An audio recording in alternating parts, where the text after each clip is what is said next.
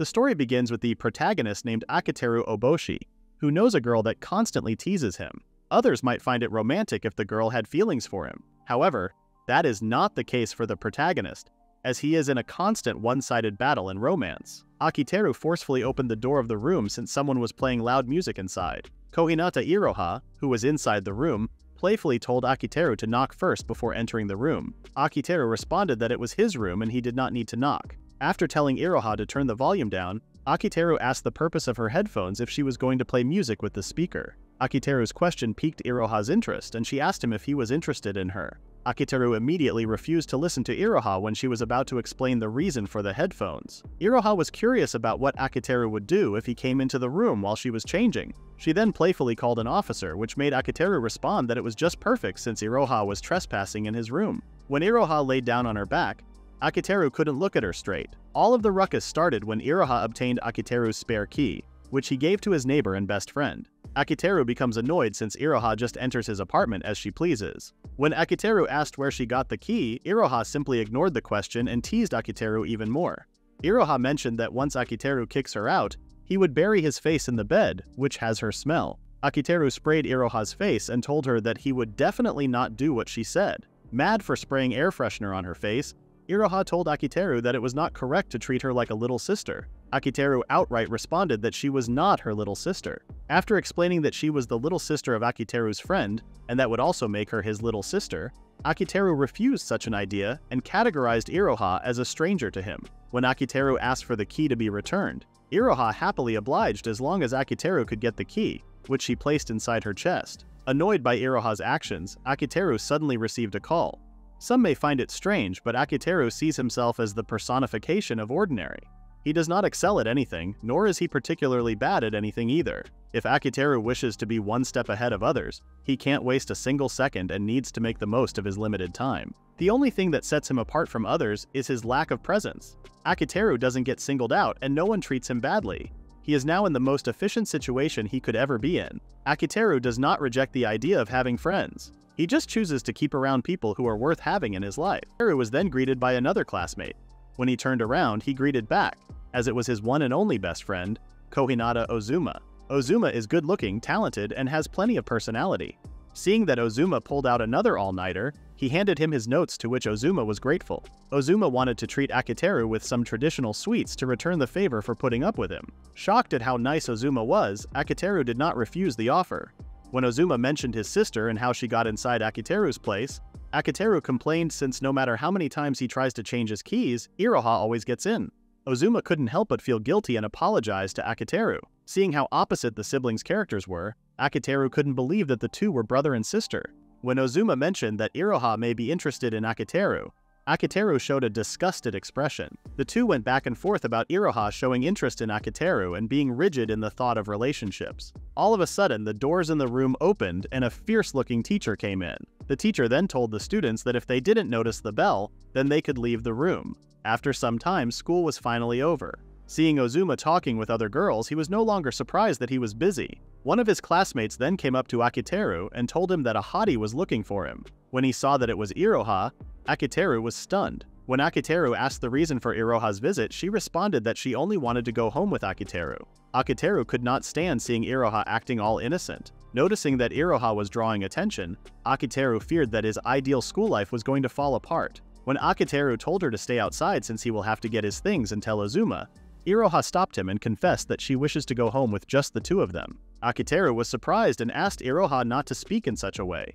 Iroha felt as if being punished. When she told Akiteru that they were dating, she was heard by everyone in the hall. Iroha continued to act like something happened to them, putting Akiteru in a very tight spot. Akiteru grabbed Iroha's hand and pulled her up the stairs to have a more private talk. When Akiteru asked what she was doing, Iroha responded that they were technically dating. Iroha then mentioned what she overheard in Akiteru's phone conversation the other day. Akiteru then remembered that he spoke with a man named Mr. Tsukinomori, and he was given a condition where he was asked if he was currently dating someone. Iroha then started teasing Akiteru and pretended that they were a couple, just so the person on the other line of the phone could hear them. Akiteru tried to make an excuse that what Mr. Tsukinomori heard was his cat that he recently adopted. Akiteru's face turned red when Iroha told him that he looked cute if she kept teasing him. That is when Iroha decided that she would be Akiteru's girlfriend. Akiteru tried to reason with her and told her that no one would believe her. Iroha was very adamant, which shook Akiteru's confidence and made him nervous as his dream would vanish. Before leaving, Akiteru told Iroha to stop teasing him and not to be a hindrance. Iroha followed him and hugged him from the back. She then told him he was so insensitive and asked why he wouldn't notice her.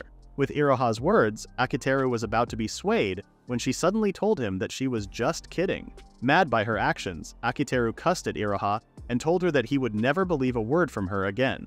Akiteru gave a warning to those who were reading his story. All the women are going to be the same type as Iroha or worse.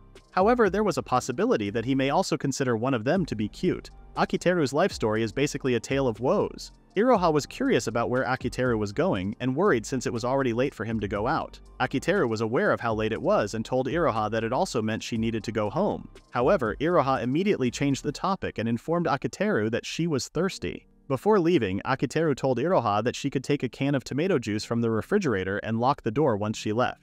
Iroha was happy and agreed to lock the door. Akiteru arrived at a store and upon entering he was greeted by Tsunemori Makoto, his uncle and the president and CEO of Honey Place Works. Akiteru was nervous since there could only be one reason why his uncle wanted to meet him so late at night. Makoto began with the game that Akiteru sent him. From the mysterious creators, the Fifth Floor Alliance, the programmer, illustrator, scenery producer, and director, which made Makoto very much impressed as Akiteru was able to complete and deliver his own game. Only Akiteru and his friends are the ones with knowledge of the secret. The game would not have been developed if it weren't for those people who had helped build it. Makoto shared that everyone in the industry already knew of the game's existence as it had innovative gameplay, scenery that perfectly links to the experience, and top-tier character designs and voice acting. Akiteru's game gained reputation by word alone despite having no major funding behind it. Makoto was not sure if he could pull the same thing if he were a student. Akiteru was excited after hearing that his uncle found the gameplay and content of the game interesting and thought that it was worthy of the hype. Makoto then made it perfectly clear that he understands Akiteru's passion in making it big along with his own team. However, the world of adults was not that simple. If Akiteru wishes for his uncle to do him a favor, that would also mean that he has to do the same thing. Makoto momentarily stopped their conversation as he noticed that he had kept the waitress waiting long enough and ordered them some food. Seeing the waitress's fingernails, Makoto was able to create an opportunity for him to hit on the waitress. Seeing his uncle's behavior, Akiteru thought that his uncle was just an idiotic Casanova. Also noticing his behavior, Akiteru excused himself and went to the restroom.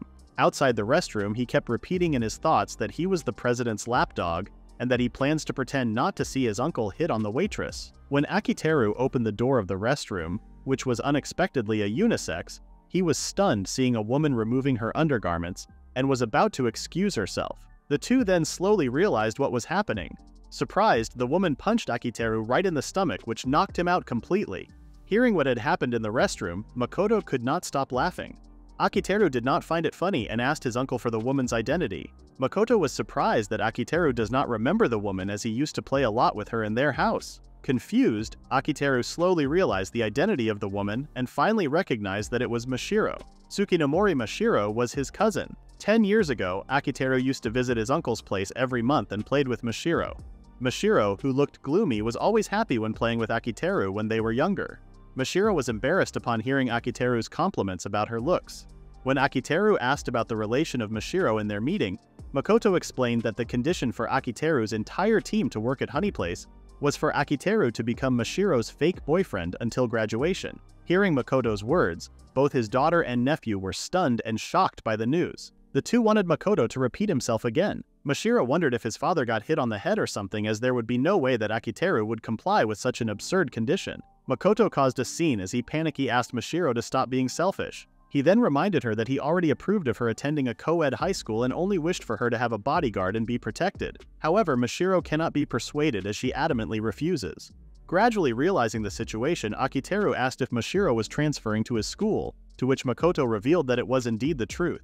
Confused by the sudden transfer, Akiteru asked, why go for a transfer when Mashiro was already in a high-class academy for girls? Makoto was about to tell the reason when he was stopped by Mashiro as she pleaded not to tell Akiteru the reason. Makoto was able to persuade Mashiro to reveal the reason since they were asking Akiteru for a favor. Makoto then revealed that Mashiro hasn't attended school once since she enrolled and ended up becoming truant. When Makoto was about to explain the reason why Mashiro became truant, Akiteru stopped him as he deemed it unnecessary. Akiteru told Mashiro that he does not know the reason why she became truant, but it was clear to him that she wants to change by transferring to another school, which was enough reason for him. Akiteru made it clear that knowing further of the matter would not make him any better than a busybody. After making it clear that the conditions were negotiable, Akiteru firmly accepted it. Surprised by Akiteru's answer, Mashiro reminded him that it was just a fake relationship and that if she was not fine with it, then she wouldn't be able to transfer. Realizing that they would pretty much be using each other, Akiteru told her that he would be in her care. Annoyed, Mashiro responded that he doesn't need to get too friendly and even called him a pervert. After teasing the two, Makoto then reminded Akiteru that he would only act as a boyfriend, and if he ever lays a hand on Mashiro, then it would be the day that Akiteru is doomed. Akiteru was not afraid and reassured his uncle since it looked like Mashiro was already mad at him for no reason. In exchange for getting a contract with Honey Place, Akiteru accepted the role of Mashiro's fake boyfriend. When school started, Mashiro introduced herself in front of the class and embarrassingly told everyone that she was also dating Akiteru. Everyone in class turned their chairs towards Akiteru as they were in disbelief of such news. Some were even confused as they did not know who Akiteru was. When a student asked how the two met, Mashiro responded that she forgot and asked them not to ask any further. When Mashiro was about to take a seat, Akiteru encouraged her silently. However, Mashiro told him not to speak to her and called him a sex fiend. Her response made Akiteru question if she was willing to continue the charade. Akiteru was surprised when Mashiro set up some conditions, and all that matters is that everyone knows that they have a relationship. Seeing Mashiro drink tomato juice, Akiteru suddenly remembered that Iroha also liked tomato juice and wondered if it was some sort of a trend. Ozume tapped Akiteru's shoulder as he was surprised to learn that Akiteru has a girlfriend. When Ozuma asked if he kept her as a secret all this time, Akiteru responded that it was a long story and he was mistaken. When Ozuma asked if it was related to that thing, Akiteru was impressed by Ozuma's intuition. Since they were best friends, Ozuma was also aware of the deal with his uncle. Akiteru wondered where he would begin to explain the situation as he was sure that Ozuma would still be confused after. After explaining to Ozuma the conditions and how he ended up playing the role of a fake boyfriend, Ozuma was somehow delighted to view Akiteru as the protagonist of a rom-com. Among all the people in the world, there was one human being who was destined to be a protagonist, and in Akiteru's opinion, that person is none other than his best friend Ozuma. He hangs out with more beauties than a mere mortal could ever dream of. Many girls also ended up falling for him. However, he has no interest in any of them. Instead, he's obsessed with his own hobbies as he was an otaku through and through. Akiteru and Ozuma have been friends for 3 years, which made Akiteru sure that Ozuma was the living embodiment of a rom-com character. Compared to Ozuma, he just has Iroha who's always teasing him, and now Mashiro who acts annoyingly cold towards him. Akiteru wondered why he had only annoying girls around him. Later on, Akiteru kept asking for any updates on the illustrations of Murasaki Shikibu. Unfortunately, he did not receive any response. Annoyed, Akiteru smirked as he decided to use lethal force. In school, Iroha happily greeted Akiteru as she visited him to return his dictionary. Akiteru, on the other hand, felt weird as he was used to having Iroha pull pranks or something. Unfortunately for Akiteru, he fell for another of Iroha's pranks again, as she was mad for having his dictionary scribbled with nonsense. Mashiro saw the two as she passed by and noticed how close they were. When class began, the students couldn't take their eyes off Mashiro and Akiteru as they were seated very close to each other. Akiteru found Mashiro's reaction quite absurd when he almost touched her hand while flipping the pages of his notes. After the class, Akiteru was called by his classmate asking him about his girlfriend, as he thought that Akiteru was going out with Iroha. Akiteru was baffled as he was surprised that his classmate could say it when his girlfriend was just near them. Even after explaining his relationship with Iroha, his classmate continued to tease him about Iroha. All of a sudden, Mashiro slammed his hand onto the table and showed an annoyed look. Curious about her behavior, Akiteru then noticed that Mashiro placed a light novel on his desk. When the bell rang, Mashiro instructed Akiteru to buy her some onigiri since she was hungry, and she specifically added that she won't eat it unless it has a seafood filling. Confused about why he had to buy it, Akiteru eventually agreed to do it since it was indeed one of the tasks of a boyfriend. Akiteru ended up being very tired as Mashiro kept on asking him to do something.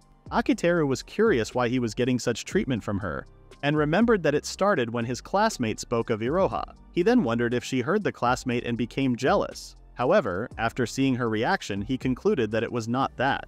Akiteru remembered Mashiro being sweet before and was much different from what she was now and was also a different kind from Iroha. Akiteru was worried if he could even complete his uncle's mission and secure a job with everyone. When the bell rang, their teacher finally came, which silenced everyone in the room. After slamming the math book, the teacher began the class. Kagishi Sumire was their homeroom and math teacher. She was also dubbed as the feared and poisonous queen. While most teachers explain the workbook content before proceeding to answer their student questions, Sumire does the exact opposite. Akiteru found it as a splendid and efficient way of teaching. However, others find it very difficult, as they request Sumire to also explain everything from bottom to top. With Sumire's attitude, the students could not help but feel lost as they could not understand Sumire's method of teaching. One student stood up and told Sumire that what she was doing was irresponsible and was only pretending to care about teaching. The student's tantrum caught Sumire's attention. She then provided her reasoning for her method of teaching, to which she finds people who cannot understand her way of teaching are less than scum. Before ending the class, Sumire told Akiteru to visit the student guidance room during lunchtime. When Akiteru asked for the reason, Sumire only responded that it is a matter of the issue.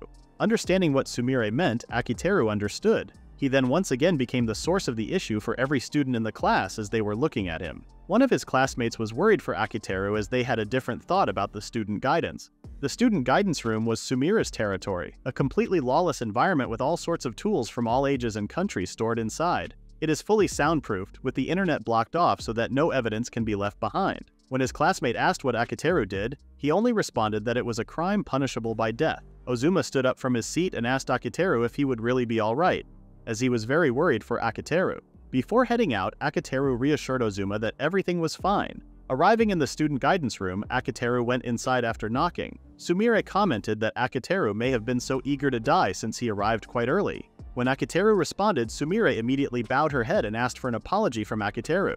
Akiteru sat down and revealed that Sumire was Murasaki Shikibu, who handles the illustrations. He then made it clear that the reason why he came so soon was so that he could hasten Sumire's punishment. Sumire tried reasoning that she was busy preparing for the upcoming tests. However, Akiteru showed proof that Sumire was only leisurely watching a show. Sumire's pen name was Murasaki Shikibu.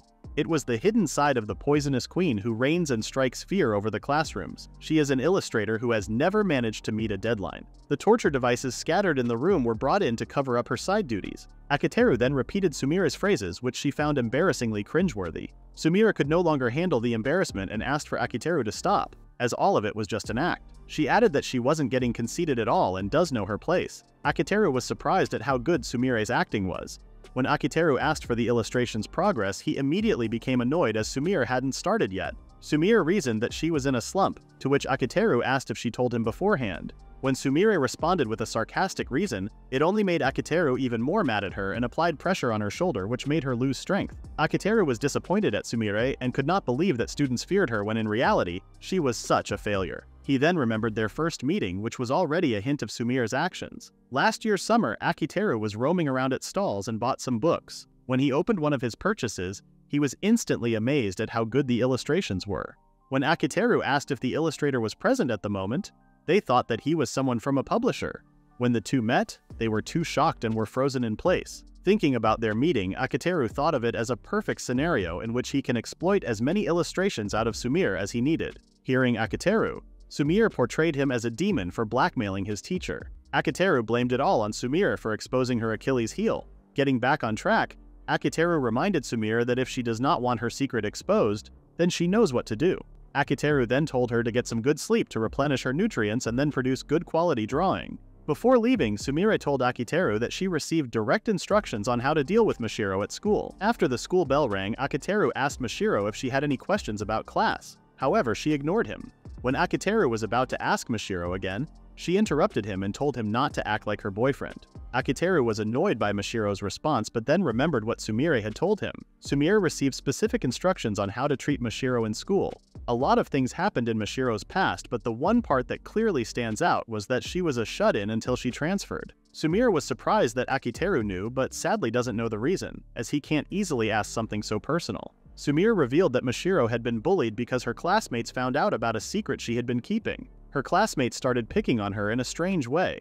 Unfortunately, even with Sumire's authority as Mashiro's homeroom teacher, she couldn't get many details. Akiteru understood why Sumire couldn't get more details, and his uncle, Makoto, asked him to be Mashiro's fake boyfriend. If there was someone who could act as Mashiro's shield in a dire situation, the chances of her turning into the victim again were less likely. Sumire had her suspicions about Akiteru being in a relationship with Mashiro. Akiteru cleared it up and told Sumire that it was all a lie, and it was indeed related to the Fifth Floor Alliance. Sumire apologized for all the trouble they've caused.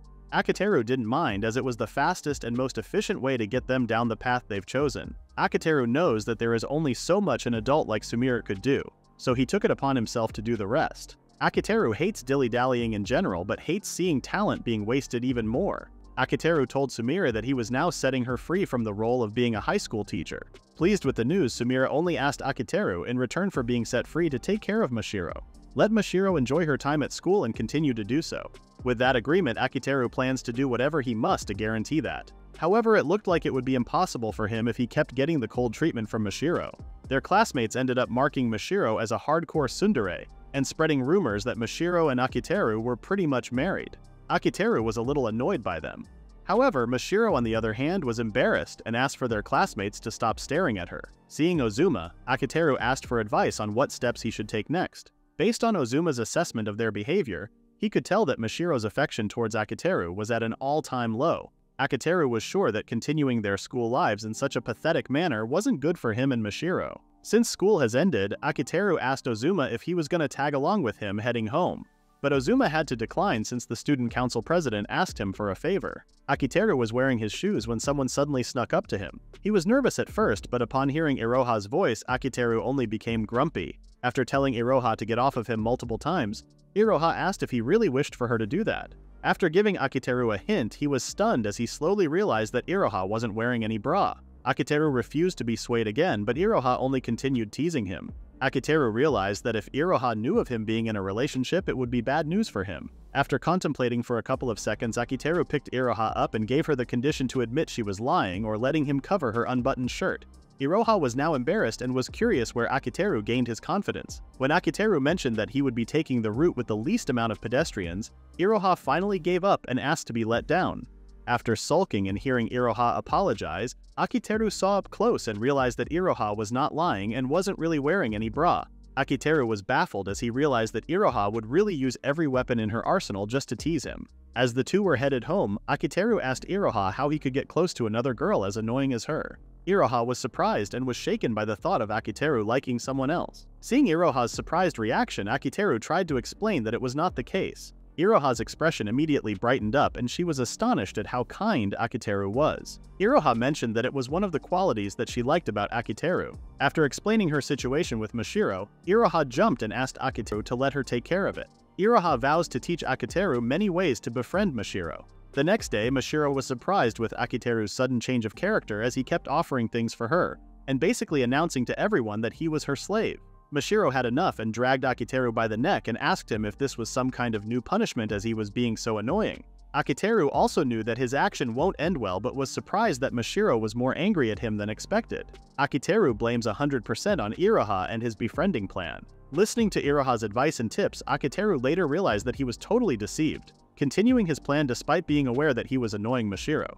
Mashiro asked if Akiteru hated her that much. Akiteru tried to explain it to Mashiro but was also having a hard time trying to explain it to her. Out of nowhere, Iroha showed up and interrupted the two. Iroha kept teasing the two and revealed that she wanted to see the results for herself. Confused at what was happening, Mashiro asked for Iroha's identity. After revealing her identity and that she was the one that set up the entire operation, Mashiro was annoyed and her expression suddenly changed. When Mashiro mentioned that she was going home, Akiteru was surprised and asked for the reason. Mashiro assumed that Akiteru and Iroha were making fun of her and outright announced that couples could just go ahead and die. Worried, Iroha asked Akiteru what they should do next. Akiteru knew that it couldn't go on like this and plans to think over it at his home. When the two finally reached home, they were surprised to see Mashiro carrying some packages. Mashiro accused Akiteru of stalking him, to which he explained immediately that he lived in the same building. She was more surprised that Iroha mentioned that he also lived in the same building. As she stared intently, Mashiro was wondering and asked what Iroha's relationship with Akiteru really was. When Iroha responded that she was Akiteru's little sister, Mashiro got confused as she recalled Akiteru not having a little sister. She then thought of Iroha as an idiot when she explained her real identity. After bickering with Iroha, Akiteru apologized to Mashiro on Iroha's behalf. Mashiro then thought of the two living together like some married couple since she was his best friend's little sister who was basically a stranger to him. Mashiro breathed a sigh of relief when Akiteru explained that it was not the case and that they just live in a separate apartment. After revealing that his best friend and their teacher Sumire also lived on the same floor, Mashiro was able to piece the puzzle of the fifth floor alliance. Mad Mashiro told every single one of them that they were annoying before getting in her place and slamming the door. Iroha was once again worried for Mashiro, but was reassured by Akiteru and to let Mashiro bet by herself for now. Akiteru doesn't care about the front that Mashiro was putting up. He knows that Mashiro went out of her way to leave her safety net, move to another location, and change her environment, to initiate a hard reset on her life. That is why Akiteru knows that there's only one thing for him to do. With the utmost efficiency, and to induce the greatest results, Akiteru will have to show Mashiro what a true meddler looks like. Meanwhile, Sumire celebrated with the members of the 5th Floor Alliance for successfully updating new characters and scenarios. As Sumire drank alcohol and was very pleased with it, Iroha noticed that Sumire reeked of alcohol and asked how many bottles she had emptied before even starting. When Sumire asked Iroha how many she had drunk, Iroha responded that she hadn't, as it would be bad since she was a minor. She then noticed that Sumire had finished her drink. Iroha then asked what drink she would like next, to which Sumire responded with vodka. Seeing Iroha's actions, he could tell that Iroha only acts annoying to him just by watching her around others. Ozuma, on the other hand, was enjoying the roast beef and was amazed at how delicious Akiteru made the roast beef. Akiteru was even more amazed at Ozuma as he was able to set up the illustrations the moment they were done. When Akiteru asked how Ozuma was able to manage it, Ozuma responded that he thought having a mechanic would be useful, so he built one himself. Akiteru could tell that Ozuma was no doubt a genius. Back in grade school, he achieved overwhelming grades during the Math Olympics. Ozuma was told that he could become a leading figure in that field, a genius born with overwhelming arithmetic skills. Akiteru thought that there weren't many people out there who could keep up with Ozuma. Ozuma agreed with Akiteru's statement, but Ozuma still regards his condition as a sickness to those people who do not understand. Ozuma was grateful towards Akiteru for pointing him in the right direction as he could now enjoy himself.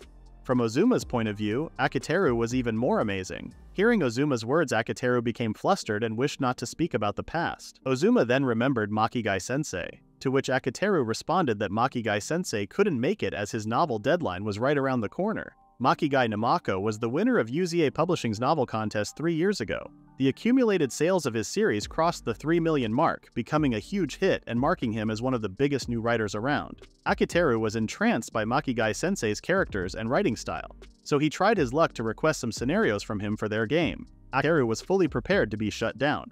However, Makigai-sensei showed interest, later became a member of their 5th Floor Alliance. Akiteru and Ozuma had never met Makigai-sensei before, but they deduced that he was a relaxed older man based on their voice and text conversations. Sumire, who was now very drunk, lunged at Akiteru from behind, thinking that they were bad-mouthing her again. As Sumire was not reeking of alcohol, Akiteru asked Iroha what drinks she gave Sumire. They were surprised to find out that Iroha gave Sumire 10 glasses of vodka, diluted with a bit of shochu.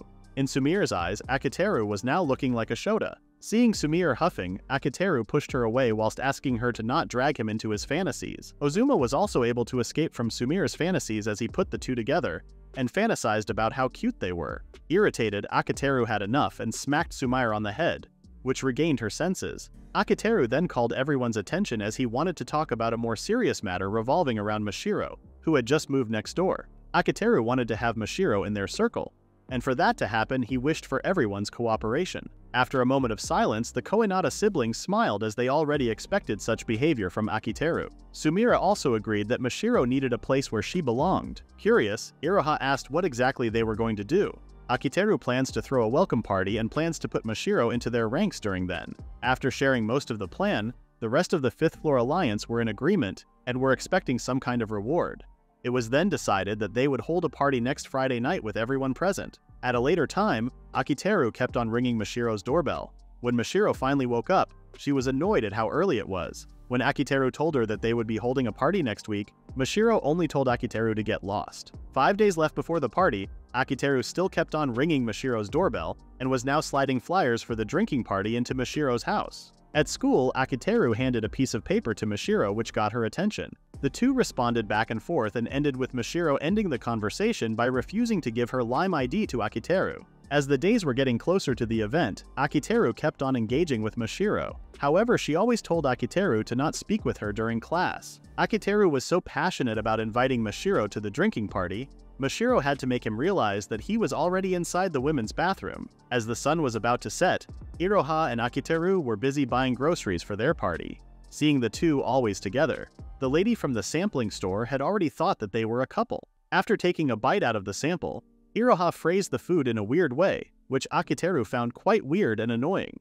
When Iroha asked Akiteru to take a bite, he instinctively refused and called her a moron. The lady from the sampling store was protective of Iroha and told Akiteru to treasure her more. Pressured by Iroha's acting and the lady from the sampling store, Akiteru had no other choice than to eat the sample. Iroha then remembered that Akiteru still hadn't achieved the main goal of their operation. She wondered if he was holding back around Mashiro, since he normally is more pushy and annoying just like when he is with Iroha. She added that Akiteru has the ability of a producer to pull such ideas into reality, those who have trouble deciding between their dream and reality. As Iroha was trying to reach for the tomato juice, she accidentally slipped and was about to fall forwards. Luckily for him, Akiteru caught and saved her. Iroha momentarily blushed and thanked Akiteru afterwards. She then expressed the reason why her brother and her were attracted to him, as he was indeed a true friend. Akiteru realized that he was indeed the one that predicted the road they chose was the right one, while also betting everything on that prediction. It was the same when he suggested the work for Honey Place. As he shared everyone's strengths and weaknesses, he promised that he would get them employed under the wings of Honey Place, and vowed to be there for everyone's sake. Akiteru regained his confidence and thanked Iroha for reminding him. He now vowed to do whatever it takes for Mashiro even if she ends up hating it. On the other hand, Mashiro, who was on her bed, realized that Akiteru really didn't change. The Akiteru she knew didn't have any bad intentions. Mashiro had watched him as well as Akiteru's achievements, which is why she wanted to take one step forward so that she might be able to change by walking next to Akiteru. However, she was more curious about Iroha as she had never heard about her. Angry from the thought of Iroha and Akiteru being close, she was adamant in not going to the party. She was mad as the people around Akiteru were stealing the chance for her to speak with him. Even if the person she loves invites her countless times, Mashiro plans to never accept it. A week had already passed since Akiteru announced his plan. However, every time he tries to invite her, Akiteru keeps getting ignored. Seeing that his actions were turning useless, Akiteru asked Ozuma for a favor. Ozuma still couldn't believe that Akiteru made him create a system in just a week. Akiteru then called the others and commenced operation, asking everyone to take their positions. While trying to wear her shoes, Mashiro flinched as Akiteru called her name. Instinctively, Mashiro told Akiteru that she wouldn't go to the drinking party. Akiteru explained that it would be pointless if he brought her against her will. Mashiro was curious why Akiteru had been chasing her all this time. Akiteru responded that he only wishes to walk back home with her. Akiteru already calculated his plan but was not expecting Mashiro to run away from him. Dumbfounded, Akiteru wondered if Mashiro really hated him so much. Akiteru still did not falter as he vowed to not let Mashiro escape and that they would go home together. Running across the neighborhood, Mashiro was surprised that Akiteru was already chasing her. Mashiro tried to go on a different route to lose Akiteru. However, he was still able to follow her behind. As Mashiro was gasping for air, she expressed that she didn't want to interrupt Akiteru's fun with the others. Akiteru asked Mashiro who she will be making friends with if they can't even start with the people who keep interacting with her. After speaking what's on his mind, Akiteru was able to reach Mashiro when he told her to stop pretending to be happy with her current life. Mashiro accidentally tripped but was caught by Akiteru just in time. However, the two ended up falling into the riverbank. When Akiteru was about to ask Mashiro if she was okay, he was stunned and embarrassed seeing Mashiro soaked. Surprised, Mashiro stood up and was about to fall over again when Akiteru caught her the second time. Akiteru asked Mashiro to tell him if she can stand on his own as he was not planning on holding her forever. The two were soaked and wet and agreed that it was indeed a horrible day. Akiteru was surprised when Mashiro suddenly laughed. As the two laughed at themselves for looking like an awful couple, Akiteru asked Mashiro why she was being stubborn. Mashiro finds Akiteru weird, trying so hard and putting up with her. Mashiro expressed that she does not hate Akiteru and asked for him to not hate her as well. Akiteru responded that he doesn't hate Mashiro and even thought that she hated him. Mashiro was just scared that she may not fit in with Akiteru's circle of friends and that she would just end up being ignored by everyone. And eventually Akiteru would also ignore her. Akiteru must have drawn attention because of the whole fake couple, and it might not look like it to Mashiro. Akiteru revealed that he has been mostly invisible in the classroom and understands where Mashiro was coming from. Mashiro couldn't believe that Akiteru was also the same as her. Akiteru clarified that he wasn't being bullied, but rather he was just an average guy with nothing interesting about himself. Mashiro didn't believe him as he was the leader of the 5th floor Alliance. Akiteru was surprised that Mashiro knew of that information. Mashiro was amazed by Akiteru's achievements. He's still in high school, yet he has made such an amazing game. Mashiro won't find it weird if Akiteru ended up being popular. Mashiro was surprised when Akiteru told her that he was hiding the fact that he had made an amazing game and wondered if it was because he would be made fun of. It was not the case for Akiteru. He imagined himself getting on a high horse thinking he was someone special. Akiteru expressed that if he ended up praising himself for the work he does, he would stop working as efficiently as he could, which is why he decided not to reveal his secret. Hearing Akiteru's explanation, Mashiro smiled and told Akiteru that he was indeed weird. As the two were headed home, Akiteru asked again if Mashiro really does not plan on joining them. Sadly, Mashiro refused again. Akiteru understood Mashiro's decision and only asked her to not give him the cold shoulder. After accepting Akiteru's condition, Mashiro was about to go inside her house when all of a sudden her door was open. Mashiro remembered that she locked the door before going out. When Akiteru mentioned a thief, it scared Mashiro and asked Akiteru what she should do. Akiteru offered to go with her in her room. When Akiteru turned on the lights, he pushed her inside the room. Puzzled, Mashiro was greeted by everyone on the 5th floor. When she finally regained her senses, she asked what it was all about. It was supposed to be Mashiro's room and accused the others of breaking in. However, Akiteru explained that they didn't break in and rather it was Akiteru's home to begin with. Mashiro was puzzled as it made no sense to her. Akiteru asked Mashiro to look at the furniture if it was really hers. Mashiro was still confused as she was sure that she went inside her room. Ozuma explained that they put up a screen between Mashiro and Akiteru's room which made it look like it was her room. The 5th Floor Alliance was very pleased since their mission was a success. Mashiro still doesn't get why they would go to such lengths just for her to join the party. Akiteru explained that the people on the 5th floor are different and would not leave her alone and isolated. Even though they had told Mashiro to make friends, she still was unsure of where to begin. Iroha then explained that the 4 of them weren't exactly what they considered friends. Confused, Iroha explained to Mashiro that it was because they were neighbors. It was not strange for neighbors to do welcoming parties. Mashiro was puzzled and wondered if such a relationship was possible. Mashiro asked if it was also because they create games. Iroha explained that she was not related to the game creation but rather she treats the others more like guildmates of some sort. Akiteru told Mashiro that she can spend time with them. She would be whatever she is among them. Nobody is forcing her to get along with the 5th Floor Alliance. Mashiro couldn't believe that she was deceived by the 5th Floor Alliance but was still thankful for their efforts. After changing their clothes, Mashiro and Akiteru were surprised that the others were missing. The absence of the others gave Akiteru a hint about where they probably were, leading him to push Mashiro into a room, making her nervous. Embarrassed, Mashiro thought it was something lewd that everyone participated in. However, she was not expecting that everyone was playing mahjong.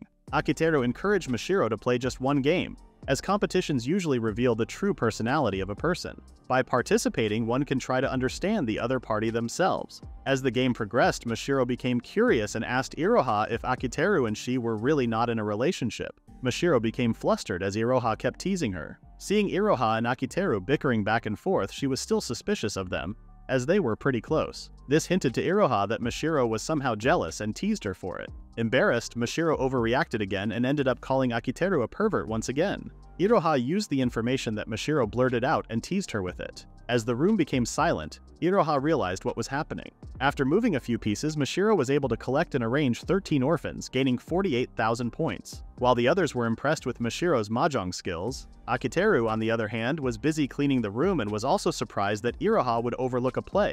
Akiteru breathed a sigh of relief, knowing that Mashiro could start getting used to her new student life.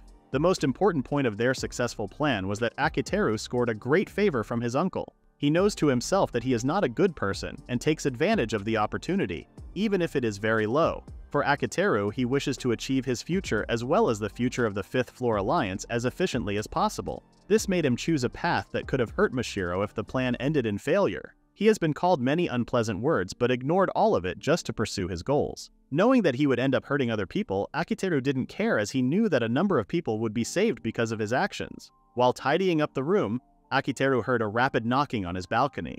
It was Iroha who tried to surprise him but ultimately failed and ended up slamming her face on the floor. Akiteru lectured Iroha about coming into his house from the balcony. Iroha responded that it was the only way her parents wouldn't find out. Seeing what Iroha has done to their balcony, Akiteru was sure that Iroha would get an earful from the caretaker. For the reason for her visit, Iroha wanted to praise Akiteru for his successful plan as she knows that it was not an easy task to accomplish. She then teased him with her figure to remove Akiteru's supposed fatigue. After exchanging a few words, Iroha became curious if Mashiro was really Akiteru's cousin, and was being nice to her the most efficient way to reach his goals. Akiteru responded that they were indeed cousins, and admitted that he would never act for any other reason besides achieving his goals. Seeing how very kind Akiteru was, Iroha was very grateful towards him, even keeping from the other members of the 5th Floor Alliance that Iroha was the voice actress for their game. One unique aspect of the 5th Floor Alliance was that even though all characters were voiced, no credits were given for it.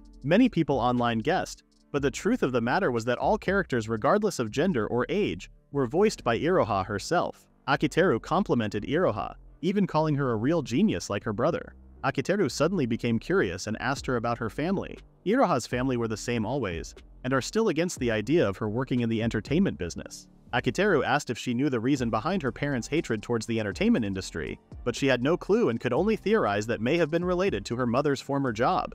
Akiteru knew something complicated was going on in the Kohinata family. A situation occurred a few years ago that ended up with Ozuma avoiding school and Iroha being restricted in her career choices. This gave Akiteru the reason to help Iroha stretch her wings and to work in secret from everyone. All of them have their own circumstances, but it was Akiteru who gave them the chance to improve and work hard for their path. After praising Akiteru for helping them, he asked if that was just the whole reason why she visited him late at night. Iroha knows of Akiteru's attitude that he didn't mind becoming the villain for everyone's happiness, refusing to feel accomplished. Iroha hugged Akiteru from the back and told him that she would acknowledge it in his place as she knows that Akiteru was a very good person. Wishing for Akiteru to be more honest of himself, he realized that Iroha had a good point. To maintain a good performance and not to make things uncomfortable, Akiteru tends to keep a fixed distance from the members of the Fifth Floor Alliance. With his mood being uplifted, Akiteru asked Iroha to go shopping together the next day. The sudden invitation surprised Iroha, which made her blush. The day for them to shop came and Iroha was still taking a bath and preparing herself. Iroha herself knows that she has the qualities to have a go at it in the entertainment industry, but her mother wouldn't let her. Since she wasn't able to watch television properly, she practiced her acting by voicing several roles. Eventually, Iroha gave up because of the thought of her mother hating her. However, she regained her confidence when Akiteru saw her talent and gave her an opportunity. Ever since then, Iroha has been in love with Akiteru. It was the first time for Iroha to find someone that allowed her to act the way she wanted. When Akiteru invited her to go shopping, Iroha became excited but became annoyed afterward when Akiteru mentioned that he would also invite everyone. Even though Iroha was annoyed at getting her hopes up, she still can't relax just yet. Unlike her, Mashiro was in the same year as Akiteru, and her relationship with him was not that far off from Iroha's friend's little sister. Iroha could clearly see that Mashiro has the better chance all across the board. Aside from Mashiro being cute, Iroha's woman's intuition tells her that Mashiro definitely likes Akiteru. Even though she has accepted Mashiro as a member of the Fifth Floor Alliance and as a friend, Iroha has no plans to lose Akiteru to Mashiro. When Akiteru invited Ozuma and Sumire, they refused the offer as they were currently engaged in their hobbies. Akiteru was disappointed and thought that he really was not popular. Arriving at the mall, Akiteru was greeted by Iroha, and along with her was Mashiro. With the two ladies together, Akiteru wondered why the two only got along when they badmouthed him. Akiteru became curious why they had to meet up when they could have just gone together. Iroha ignored Akiteru's words and took the opportunity to grab his arm. Confused, Akiteru asked Iroha why she was linking her arms with his. He became even more surprised when Mashiro also linked her arms with his. The two reasoned that such skinship was normal between friends, to which Akiteru outright told the two that it was not. Akiteru became confused when Mashiro mentioned that she was following Iroha's actions. Hearing Mashiro, Iroha teased Akiteru for being like a harem protagonist. Hearing Iroha's plans of annoying him, Akiteru was annoyed at her. When Akiteru asked what movie they wanted to watch, the two ladies had different tastes and wanted to watch two different movies. The two gave some points as to why the movie they had to watch was the one they picked. Watching from the sidelines, Akiteru saw how the two weren't backing down as they talked back to each other. Mad, Iroha shared that she has watched more movies than Mashiro.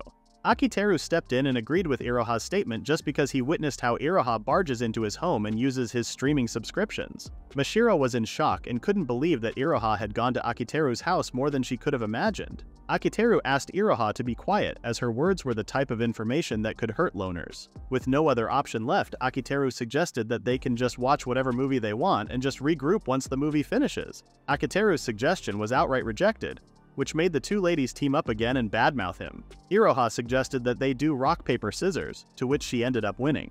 After watching the movie Iroha chose, Akiteru and Mashiro were very pleased as they didn't expect the movie to be good. Iroha then excused herself for the time being, while Mashiro and Akiteru were seated in a cafeteria. Noticing Mashiro's sour look, Akiteru asked what was wrong.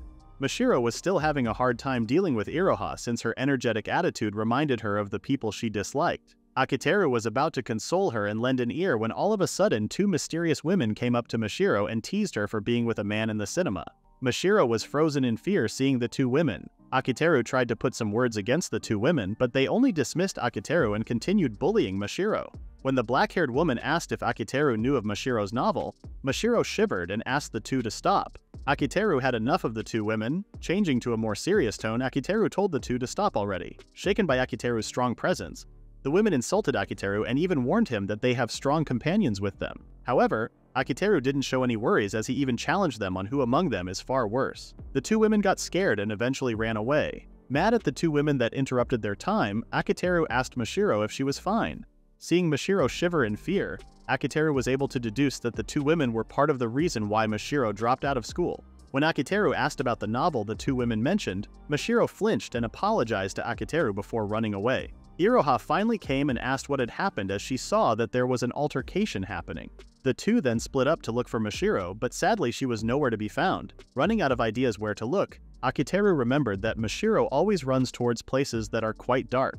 Akiteru tried his luck with the movie theater as it was the darkest and highest place in the mall. Akiteru knew that there was only one movie that Mashiro could be watching, a movie that shows morons being chomped to pieces as they scream for their lives. When Akiteru went inside the theater and found Mashiro inside, he asked her how the movie was. Mashiro was pleased with the movie as she liked seeing the bullies being eaten by sharks. Mashiro asked why Akiteru came inside to the cinema, but he just responded sarcastically. Mashiro apologized to Akiteru for always badmouthing him. Akiteru didn't mind that as he knew it was much healthier for Mashiro to badmouth him compared to not letting her frustrations out. Akiteru knows that instead of him, Mashiro really wanted to badmouth the people who had hurt her. Mashiro expressed that she had always been bad with people because to her, they are just scary. Mashiro couldn't fit in with her surroundings and ended up becoming alone. One day, rumors spread of her being the perfect and good girl. Mashiro became more isolated after but still tried her best. To escape from her reality, Mashiro wrote a novel. She normally writes it at home, but since she was alone at school, she thought that she might as well work on it. Unfortunately for Mashiro, the girls they met in the cafeteria found out about it and told everyone. Mashiro had her sense of pride. Being alone was nothing to Mashiro.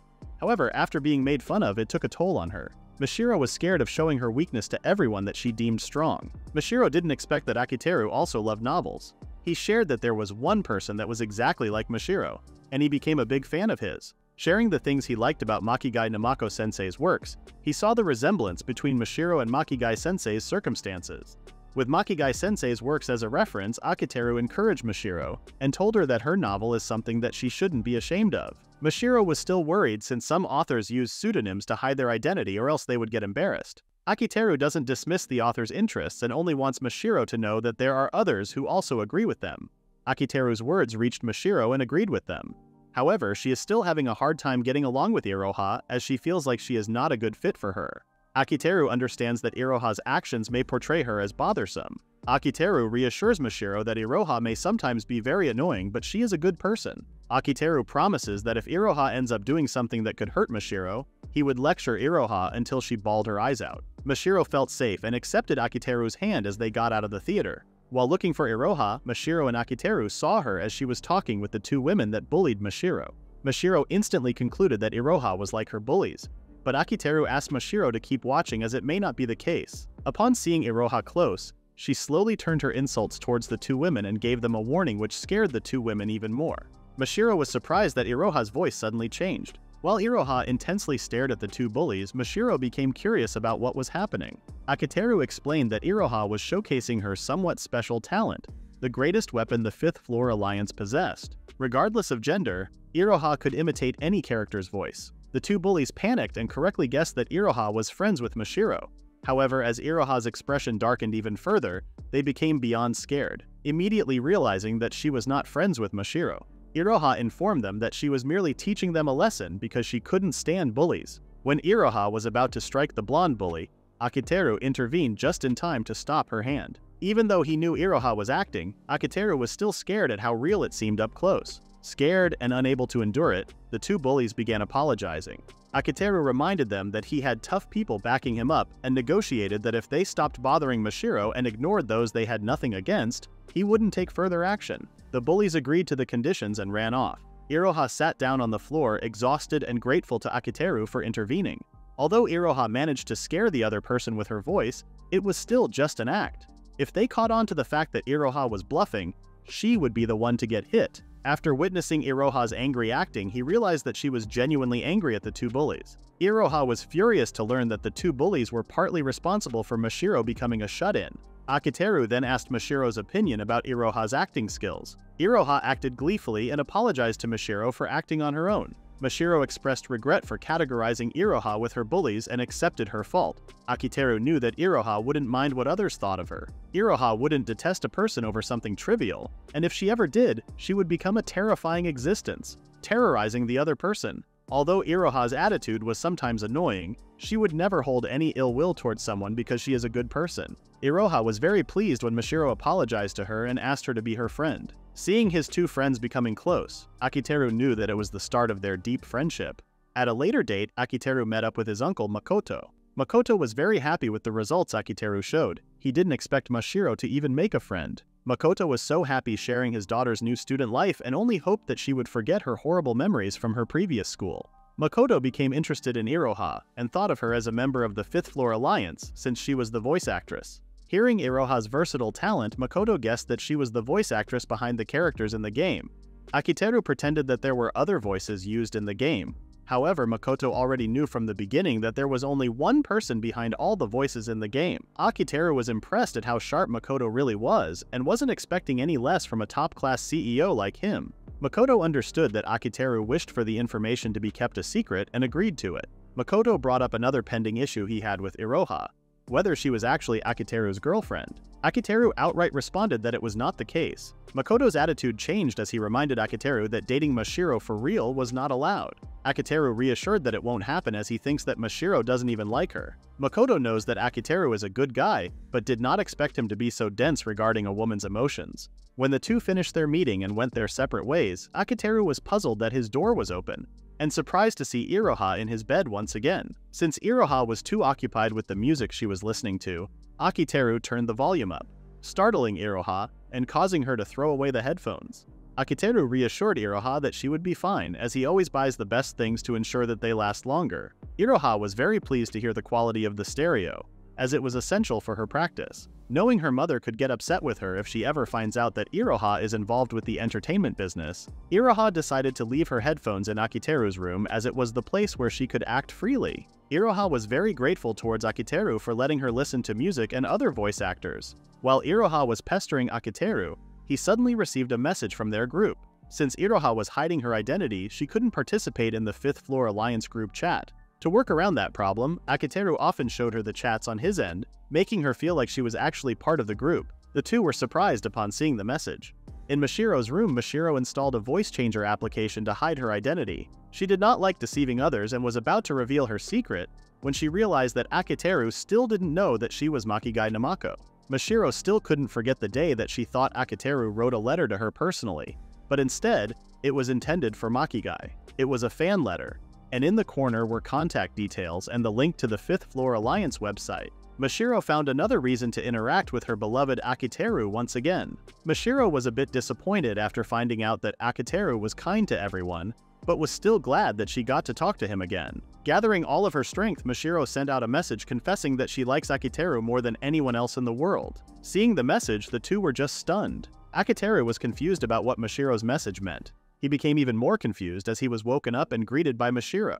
When he tried to ask what Mashiro was doing in his room, she did not respond to Akiteru's question, and only offered him a seafood mega bowl. Akiteru tried reasoning with Mashiro about eating a mega bowl early in the morning, but it only made her sad. Akiteru was surprised when Mashiro apologized and revealed that she only knew how to make seafood-based meals. Akiteru asked Mashiro to show her usual self, but when he realized that since Mashiro woke him up and made him breakfast, he wondered if he had accepted her feelings. However, he does not remember ever doing so.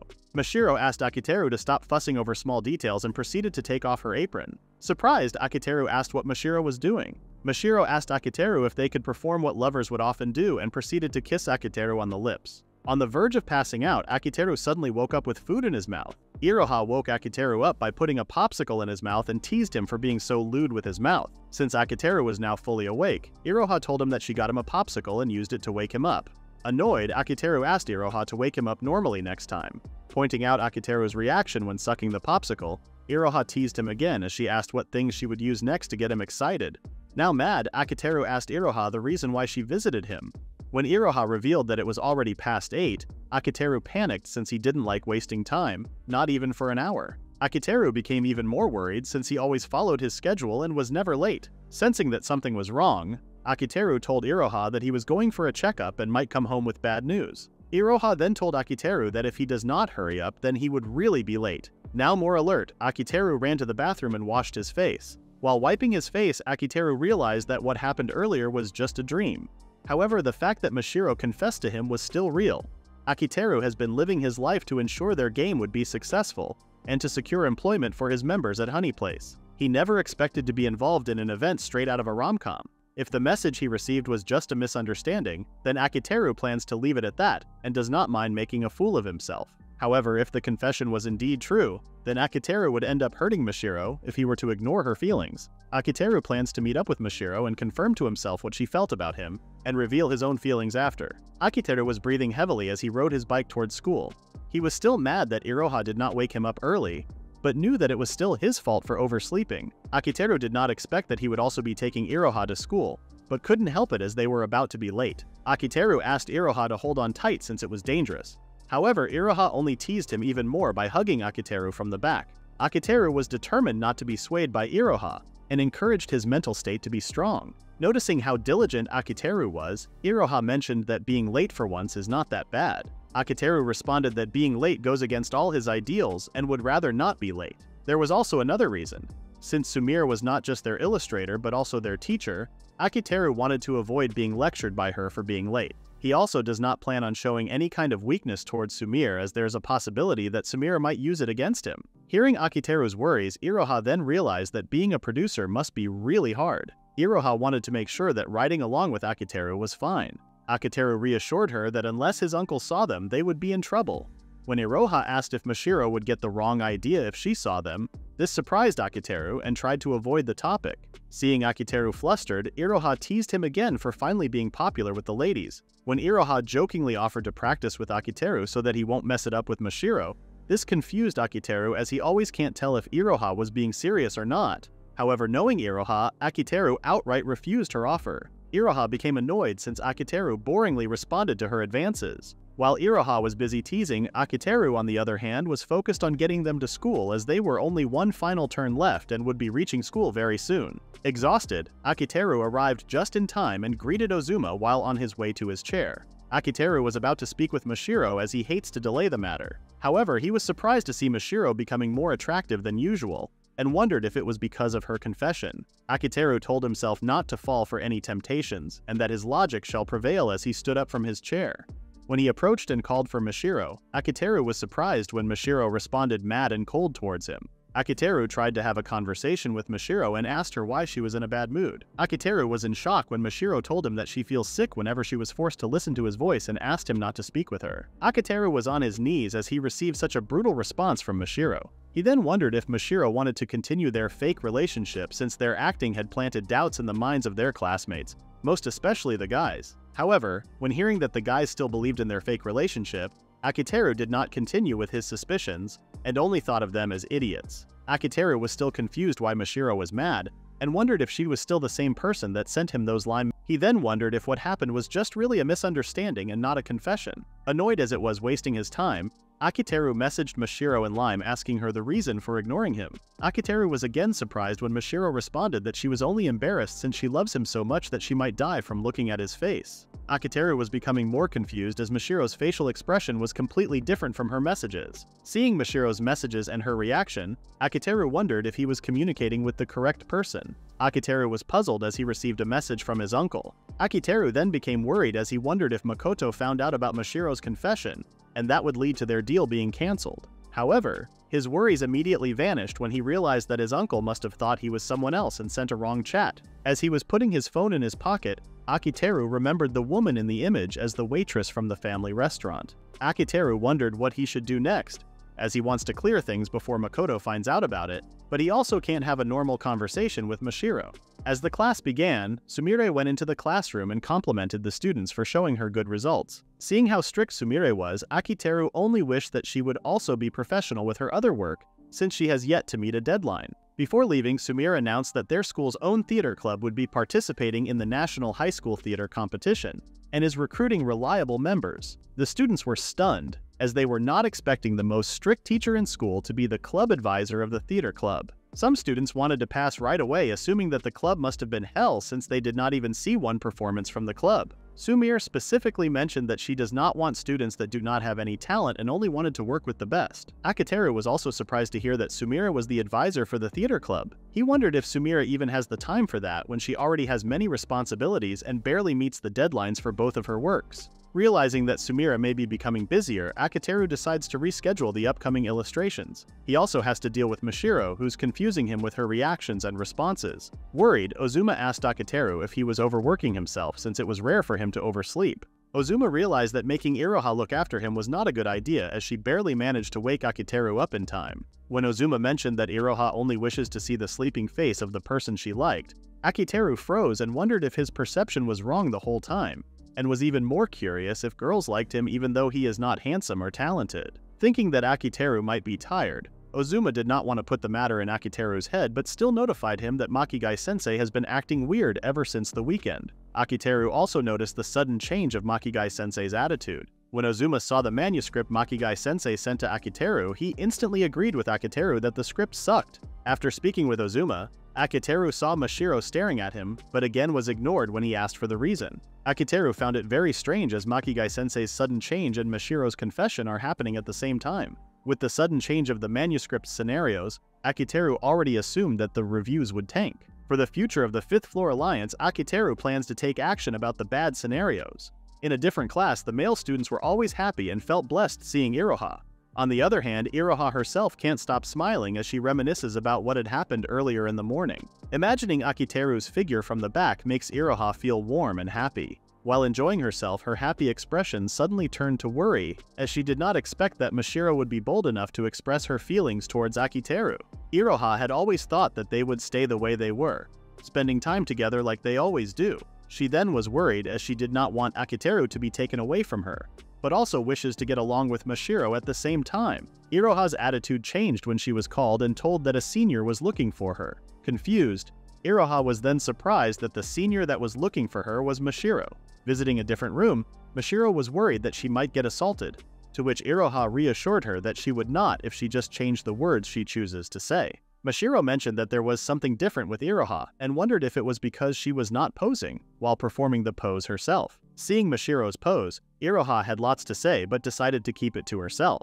When Iroha told Mashiro that what she did was wrong, Mashiro immediately apologized as she assumed that all schoolgirls normally act like Iroha. Iroha couldn't believe that Mashiro could act so cute unconsciously. Hearing the comments and reactions of her classmates, Iroha figured that such reaction. Since they are gaining too much attention, she suggested to Mashiro that they move to a more quiet place. When the two finally moved to a more quiet place, Iroha asked the reasons why Mashiro was looking for her. Iroha was surprised when Mashiro wanted to know if Iroha knew why Akiteru was almost late. Iroha tried to act as if it was not a big deal since he was not late. However, she was surprised and felt trapped when Mashiro knew the exact time of Akiteru's usual arrival in school. Worried, Mashiro asked if Akiteru was overworking himself. Seeing Mashiro being worried about Akiteru, Iroha asked why she was asking her these questions when she could ask Akiteru herself since they were just seated beside each other. Mashiro couldn't tell exactly why as she felt that it was awkward talking to him. Iroha knew exactly that it was because Mashiro confessed to Akiteru that gave her the awkward feeling.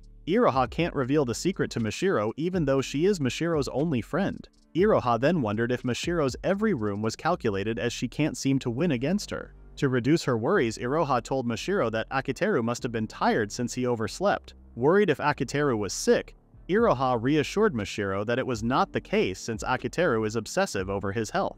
Mashiro's worried expression turned to relief knowing that it was not the case for Akiteru. After hearing what she wanted to know, Mashiro thanked Iroha before leaving. As the two were about to head back to their classrooms, Iroha could not stand how cute Mashiro was when she asked if she could see her again. With a smile on her face, Iroha responded that Mashiro doesn't need to ask, and that she could come over whenever she likes since they're friends after all. Hearing Iroha's response, Mashiro's expression brightened and said goodbye to Iroha after. After waving to Mashiro, Iroha felt exhausted and wondered if everything would be okay. Iroha knows that even though Akiteru has no interest in girls, romance might fall for Mashiro as she is a very charming person. She then wondered if Akiteru would be fine, since the reason he was not treating Iroha like a girl was because of their promise. She wondered if Akiteru would not consider going out with Mashiro even if she is in love with him. At the cafeteria, Akiteru, who was eating alone, wanted to eat lunch with Mashiro and calmly talk things out with her. But when he invited her, he only received a cold response which he already expected. Her peaceful lunch was then interrupted by Iroha's cheerful presence. Hearing the other students talking behind his back for seating with Iroha, Akiteru told her that she's making him draw all the bad attention. Akiteru then asked for Iroha help, but Iroha thought that it was just fine since nobody hardly knows Akiteru's identity. She then proceeded to tease him and offered to feed Akiteru some omelet. Iroha flinched when Akiteru wanted to ask her opinion as a woman about Mashiro. Akiteru wanted to give his response, however, Mashiro keeps ignoring him and acting insanely cold. To confirm if Mashiro's feelings are genuine, Akiteru plans to face her properly and give a serious answer. Akiteru wanted to settle the matter right away, but Mashiro was not giving her a chance. Since it was too much for Akiteru to handle, he no longer knew what to do and asked for Iroha's opinion. Akiteru was surprised to see Iroha's reaction as she looked like in a super bad mood. Learning that it was the first time Akiteru received a confession, Iroha stood up and casted a spell on him that all the girls around him became his ideal type before leaving. Akiteru tried reminding Iroha about her lunch but was only told to return it to her after washing. Now all alone, the women behind Akiteru started gossiping that he must have been rejected by Iroha. He became even more confused when he received a message from Iroha calling him an idiot. Akiteru became more puzzled and worried about the people around him as they slowly changed. All of a sudden, Akiteru heard his name being called and was instructed to visit the student counseling room by Sumire. Since everyone heard of the announcement, the others ultimately were worried for him and assumed that Akiteru would meet his doom. Akiteru was even more worried about Sumire's deadline and wondered if the same pattern would happen again. Since he already has a mountain of things to worry about, Akiteru was stunned when Sumire handed her illustrations. Thinking that Sumire was doing it on purpose, Akiteru was mad why Sumire had to call him out on the day where his worries were piling up. Worried, Sumire asked if she did something wrong. Akiteru apologized for being mad at her as it was not her fault. When Sumire asked for her reward, Akiteru made an excuse that he has a fever and would give it to her next time. Akiteru thought to himself that he was still naive as he tackles all of his problems one by one. Even though none of his problems meant any harm, they were enough to put stress on Akiteru. Akiteru finally woke up still weak from his fever. Feeling dizzy, he lost track of time and suddenly heard a noise from the kitchen. Wondering if it was Iroha, Akiteru's guess was correct as he was greeted by Iroha preparing a meal for him. Iroha became worried when she heard that Akiteru left school early. Akiteru was confused by Iroha's behavior but did not bother to pry more as she cooked porridge for him. When Akiteru was finally back in bed and still weirded out by Iroha's behavior, she came into his room and brought him porridge. Iroha kept offering to feed Akiteru, but he also kept refusing. Iroha was finally able to break through with Akiteru and fed him. Annoyed that he was being teased while being fed, Akiteru couldn't complain, as the porridge that Iroha made was delicious. After finishing his meal, Iroha asked if there were other things that Akiteru needed help with. When Akiteru responded that there were none, Iroha didn't want to overstay her welcome and promised to leave the house after cleaning up. After closing the door, Akiteru expected that Iroha would joke about leaving, but seeing that it was not the case, Akiteru was a little surprised. Bothered by Iroha's sudden change of behavior, Akiteru messaged Iroha over the phone and asked directly if she was planning something.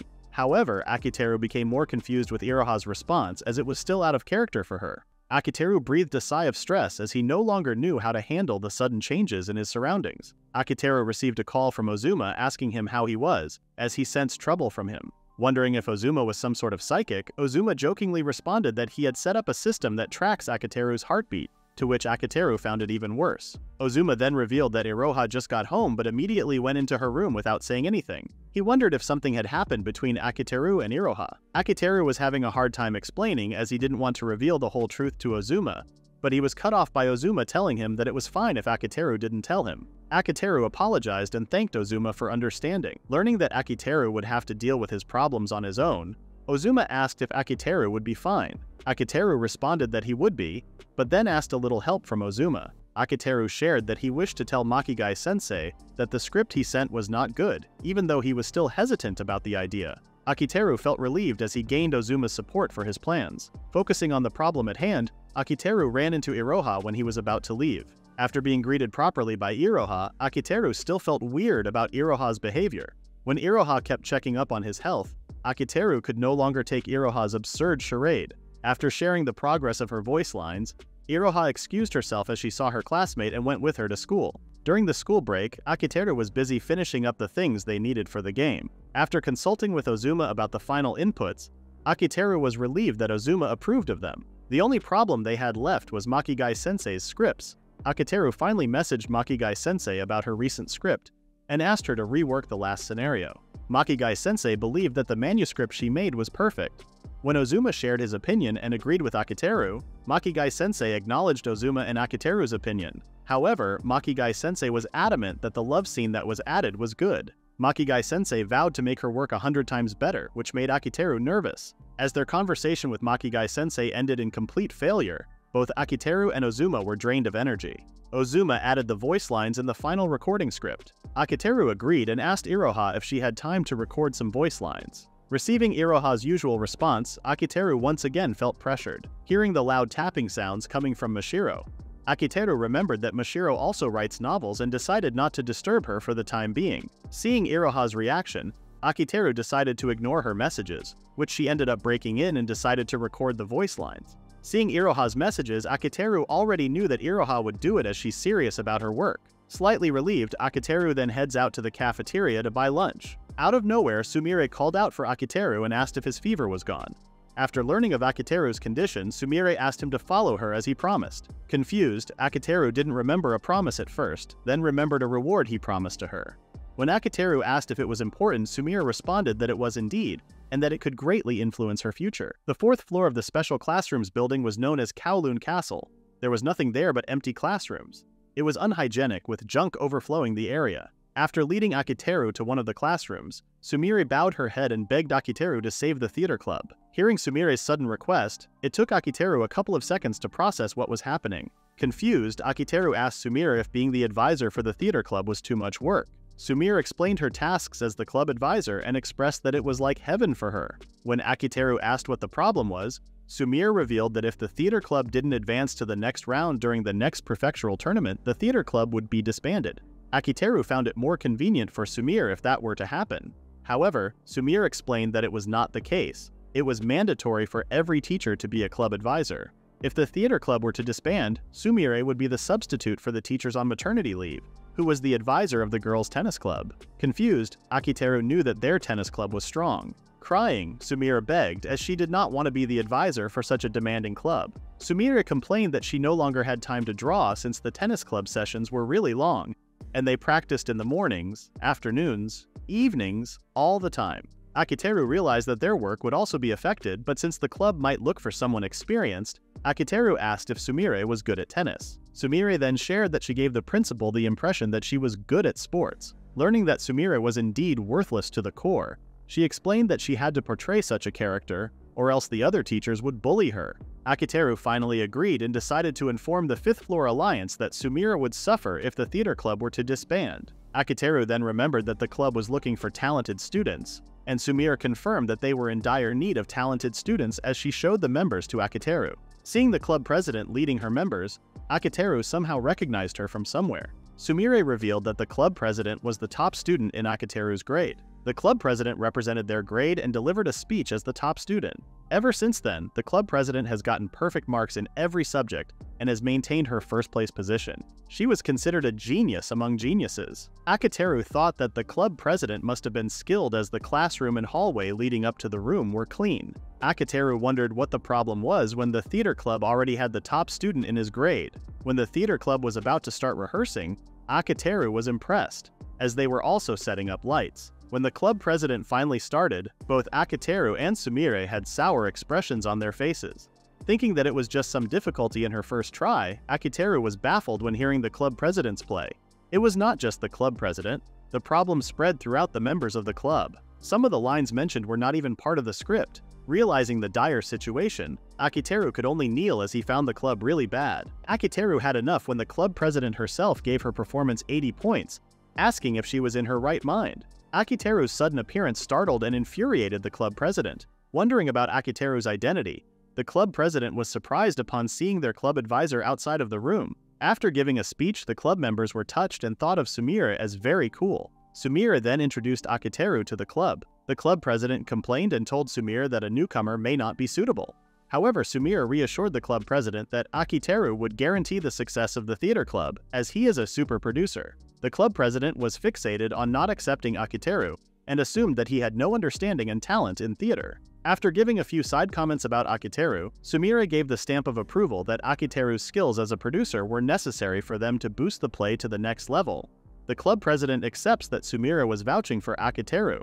However, she wishes to know if Akiteru has any experience as a producer. Sumire was about to answer the club president when she hesitated, as she could not reveal Akiteru's secret, as it would also lead to her secret being revealed. Instead of revealing the truth, Sumire lied and responded that Akiteru was a Hollywood producer who's behind many great hits. Both Akiteru and the club president were surprised by the sudden revelation. Thinking that such a lie would not pass for a normal person, Akiteru was surprised and thankful as the club president believed the lie, and even thought of Akiteru as a genius. The other club members were ecstatic upon hearing that Akiteru was a Hollywood producer. Even though the club president loved to receive help from someone amazing, she still refused to receive guidance from someone who insulted her play. Without hesitation, Akiteru accepted the club president's decision and decided to head home. Sumire panicked and tried talking to Akiteru and staying and helping the theater club out. Akiteru explained that he doesn't know how to teach people how to act. However, he was sure that if it was Iroha, then she would probably nail both voice acting and stage performance. Unfortunately, Akiteru has no plans on letting Iroha perform on a stage in the open just yet. Suspicious of the two's behavior, the club president wanted to know what they were talking about and Sumire's relationship with Akiteru. Akiteru was baffled when the club president thought of Sumire and Akiteru in an indecent relationship. Akiteru and the club president argued back and forth, which led to the club revealing that she was Sumire's little sister. Akiteru was stunned when Sumire confirmed it to him and even thought that she had already mentioned it to Akiteru. Kagishi Midori was not just the club president but also her little sister. As the school bell rang, Iroha was lost in thought. Iroha only wished that Akiteru would treat her a little more mature. However, Iroha was a little disappointed when Akiteru only took her seriously when it was work-related. Despite everything she has done, Iroha was annoyed that Akiteru was immediately shaken by Mashiro's elegance. Iroha bawled her eyes out as she cried for letting her guard down. Confused at what she was doing, Iroha was startled when Mashiro called her out and asked what was wrong. Surprised that Mashiro was heading home late, Mashiro explained that she had to stop by at the library and purchase some novels for reference. Iroha was surprised when Mashiro wished for them to go home together, as she was planning to go to Akiteru's home. Iroha declined and explained that she has a secret part-time job where she mainly uses her mouth. Iroha's action and revelation surprised Mashiro, and immediately thought of something lewd. When Iroha asked Mashiro if she wanted to try the part-time job, Mashiro apologized and immediately excused herself. Iroha was jealous of Mashiro for being upfront about her feelings even without talking under the pretense of work. In today's voice recording, Iroha plans to do something at the place where she can be true to herself. Akiteru was at a park waiting for Iroha. Akiteru did not expect Iroha to be late, but since they were still in contact with each other, Akiteru was sure that Iroha wouldn't skip the recording. With Otoi's pay at hand, Akiteru was somewhat relieved that they would finish recording all the character voice lines by the end of the day. Otoi is a sound engineer and was the person who helped Akiteru with everything sound-related for the 5th Floor Alliance. Akiteru negotiated with Otoi about the recording schedule at noon. When Otoi requested 20 chupa drops, Akiteru was shocked and worried that she might suffer from glycosuria. Akiteru then became concerned when Otoi mentioned that glycosuria was also a trigger word. When Iroha finally arrived at the park, Akiteru still felt weirded out by Iroha's behavior. Akiteru then asked Iroha how long she planned on keeping up the act. Iroha dismissed Akiteru's question, responding that she had always acted the same. After Akiteru told her she didn't need to force herself and just annoy him like she always does, Iroha still played dumb about what Akiteru said. After expressing his complaints towards Iroha's behavior, Akiteru no longer resisted and gave up trying to make Iroha change to her usual self. Akiteru found it weird that he asked Iroha to return to her annoying self, yet when she still did not do that, he found it annoying and ended up realizing that it was the one thing he was requesting of her earlier. After getting into the house, Akiteru and Iroha took the stairs to the basement, leading to a recording room. They were then greeted by Otoi and proceeded to remind Akiteru that she does not take rush jobs. Akiteru apologized for the sudden request as it was important for him to finish it by the end of the day. Otoi is a fellow second-year student at their school. She created the studio all on her own and works in sound production and recording. Akiteru then handed Otoi the chupa drops she requested. After peeling off the cover, Otoi then asked for her tip.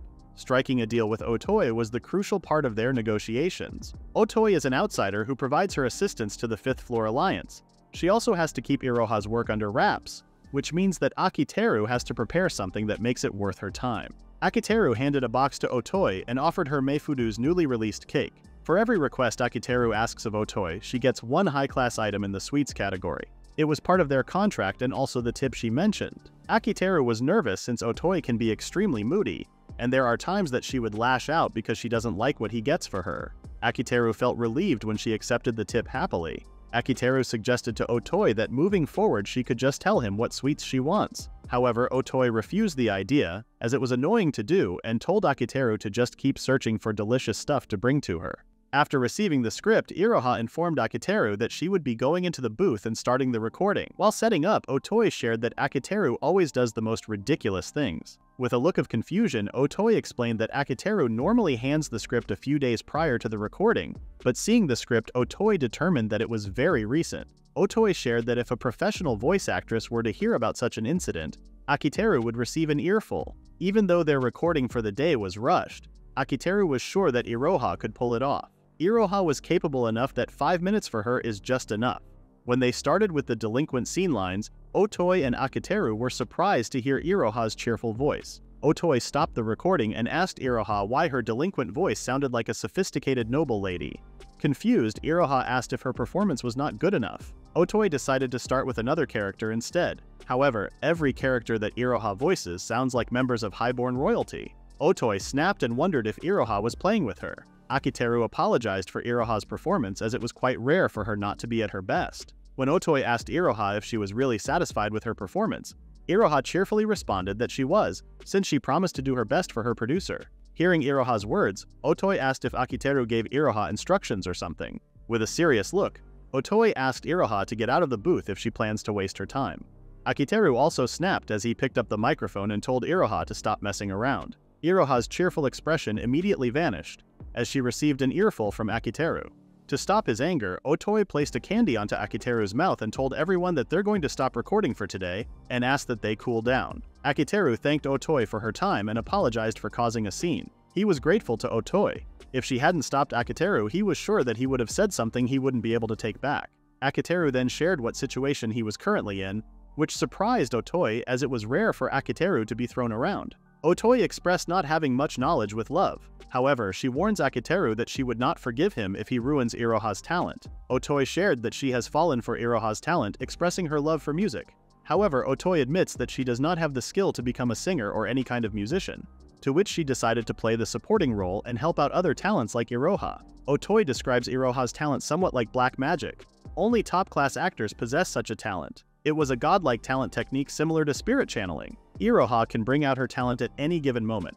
It is where Iroha's true genius lies. Otoi wishes to dedicate the rest of her high school life to Iroha. If it weren't for Iroha, Otoi knew that she would probably just eat some sweets inside the studio. After receiving a stern warning from Otoi, Akiteru was surprised and re-evaluated his situation. Otoi then proceeded to tease Akiteru about Mashiro as he had not yet rejected her. Akiteru did not want to disturb the balance of the 5th floor alliance, to which Otoi heard it as an excuse and asked Akiteru not to be too strict with himself. Otoi then grabbed Akiteru's head and lectured him about feelings. Akiteru then realized how much influence he had with Mashiro's confession, and also realized that Iroha was affected by such a revelation. When Iroha was bored out of her mind, Akiteru was the one that dragged her to Otoi's place where she started smiling genuinely for the first time.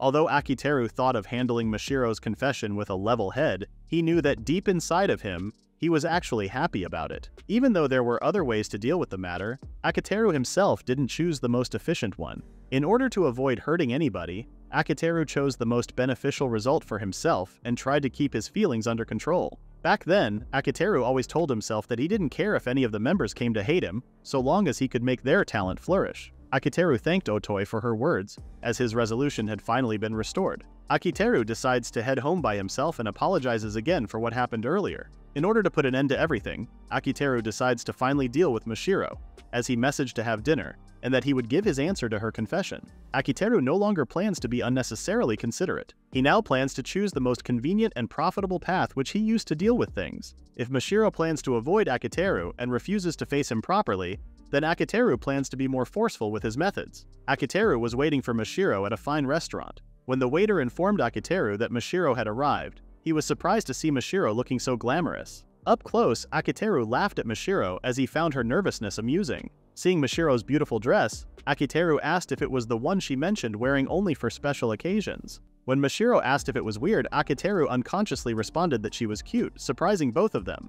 After making up an excuse about what he said, Akiteru breathed a sigh of relief, realizing he had almost gotten carried away. Akiteru wondered if what he was feeling was related to what Otoi mentioned earlier, but realized it was not the case for Mashiro, who's aware of her manners and surroundings. Mashiro asked if it was okay for them to eat at an expensive restaurant and offered to have her father cover the expense. Akiteru refused the offer since he was the one who asked for their date. Moreover, Akiteru was more nervous about his uncle finding out about their date than the expenses. Akiteru reassured Mashiro that everything was part of the 5th Floor Alliance expenses. As the two started talking, Mashiro noticed many grown-up couples in the restaurant. Akiteru panicked, wondering if he picked a bad location, but Mashiro responded that it was not the case. Mashiro liked the place as she didn't feel any hate seeing other couples enjoying their dinner. She had always thought that if one is single, couples would show off around them. However, Mashiro's mindset had now changed as she realized that people around them do not mind their surroundings, and that falling in love means not caring about what others think.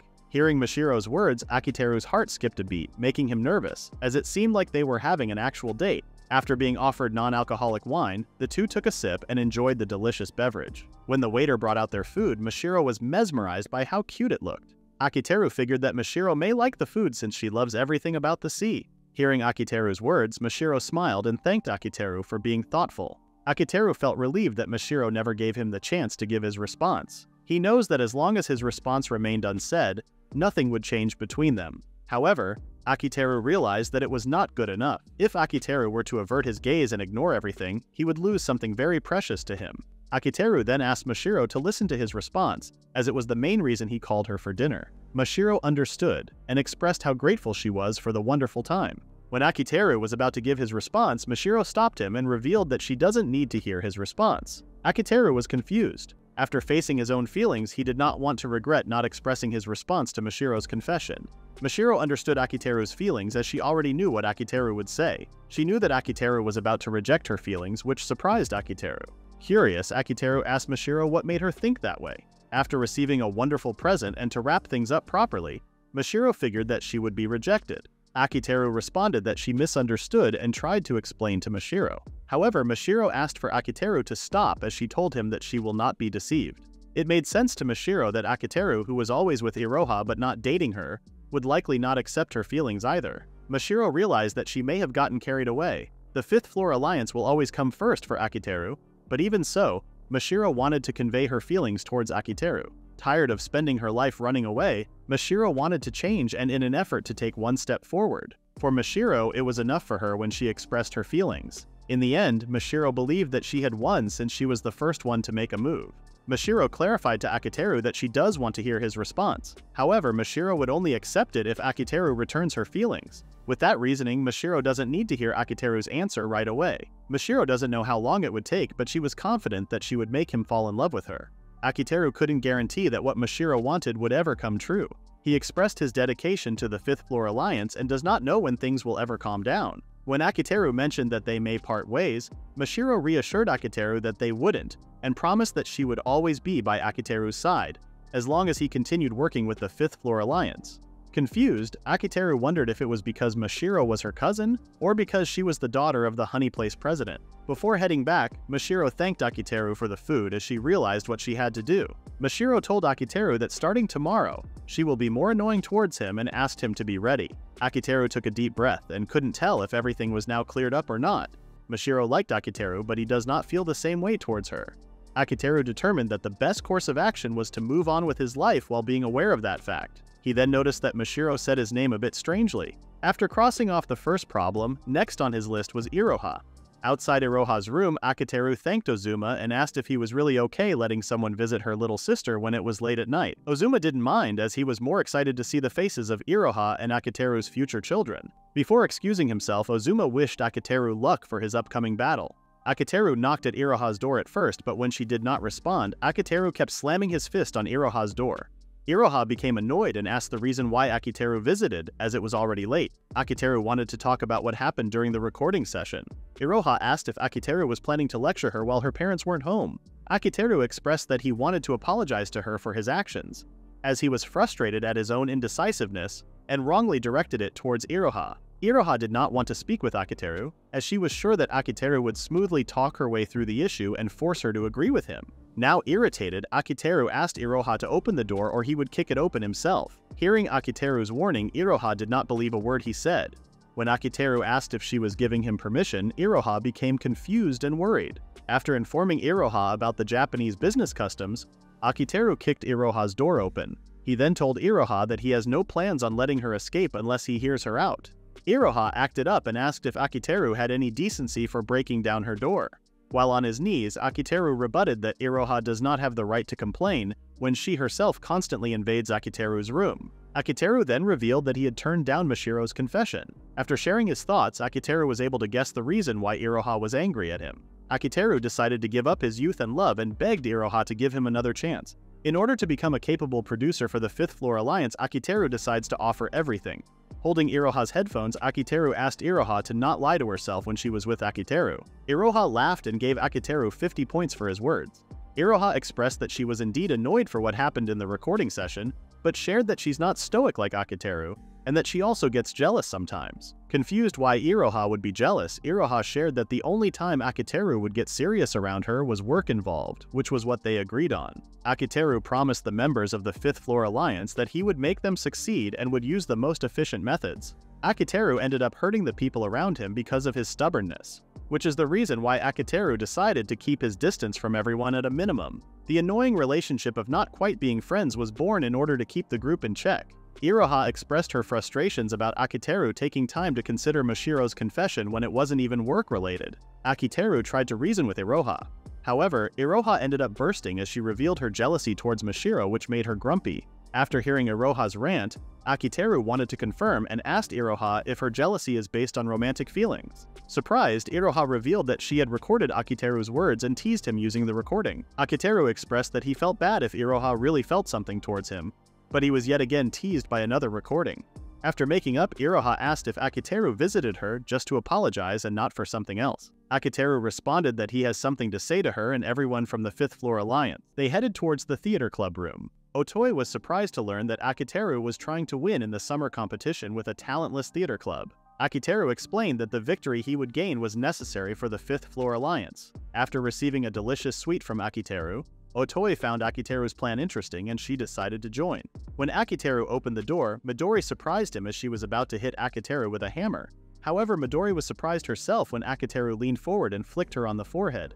Akiteru picked up the hammer that Midori dropped and realized that it was just made of sponge. Midori cried as she complained about Akiteru's reaction. She was confused about how Akiteru was strong and wondered if he practiced martial arts. Akiteru revealed that he only trained a bit in Kenpo and Aikido and rated himself as average when it comes to martial arts. Akiteru expected some opposition from the club but wasn't expecting Midori to go all out. Midori explained that it didn't make sense to her when Sumire announced that Akiteru would oversee the club management. Akiteru then received a message from Sumire, informing him that she couldn't convince Midori, which annoyed Akiteru. Midori still couldn't believe that it was her sister's instructions since Sumire had always given them the freedom to manage the club. She then accused Akiteru of violating Sumire just so he could own the theater club. Midori then continued to insult Akiteru's supposed profession as a Hollywood producer. Akiteru responded that he did not violate Sumire and that he wouldn't gain anything in acquiring a weak theater club. Realizing the logic of Akiteru's words, Midori then accused him of trying to make the theater club members his slaves. Akiteru explained that everything was rationally decided by Sumire to ensure that the club would be victorious in the next competition. When Midori was asked if she had no faith in Sumire's decision, she broke down since she could not see the club that they've worked on being handed to a random person. Akiteru understood Midori's point and reassured her that their efforts were not in vain, as he could see potential in the club. Akiteru appreciated the hard work the club has put into their plays despite using a rundown floor. He also made Midori realize that all their efforts would still be useless if their direction is still at zero. Akiteru pointed out that the club's problem was the direction of their efforts, and if that will be fixed, then the theater club can become the best. Akiteru also made Midori realize that if the club does not show any results in the next competition, then the club would be disbanded. With sincerity, Akiteru offered his hand to help the club survive. However, Midori was still not convinced after hearing Akiteru's words. Akiteru didn't want to use an underhanded method to convince Midori, but he was running out of options. He then called Ozuma and made him act like he was in love with Akiteru.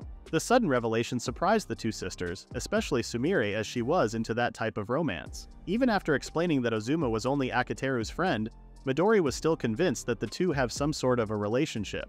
After expressing her opinion towards Akiteru and Ozuma's relationship, Midori was somewhat relieved and finally accepted Akiteru's help. After gaining the support of the other members of the club, Akiteru was able to completely negotiate with the theater club.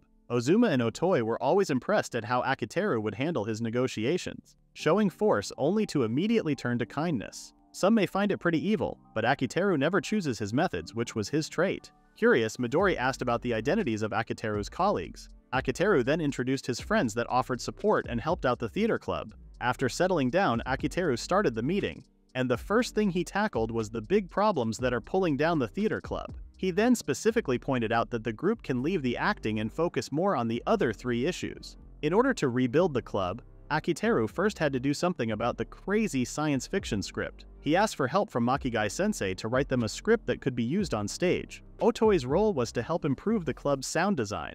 Ozuma would take care of a system that allows for better stage works and more possibilities in terms of backgrounds. Lastly, Sumire would be in charge of drawing the environments and backgrounds. The final goal Akiteru wanted to achieve was for the theater club to win at the summer tournament. However, they still needed a great evaluation from the judges as well. The members of the theater club were impressed as they felt like listening to a businessman. Midori, on the other hand, protested by changing the script so suddenly. To make Midori understand the script, Akiteru suggested for Midori to read the script, which made her cry.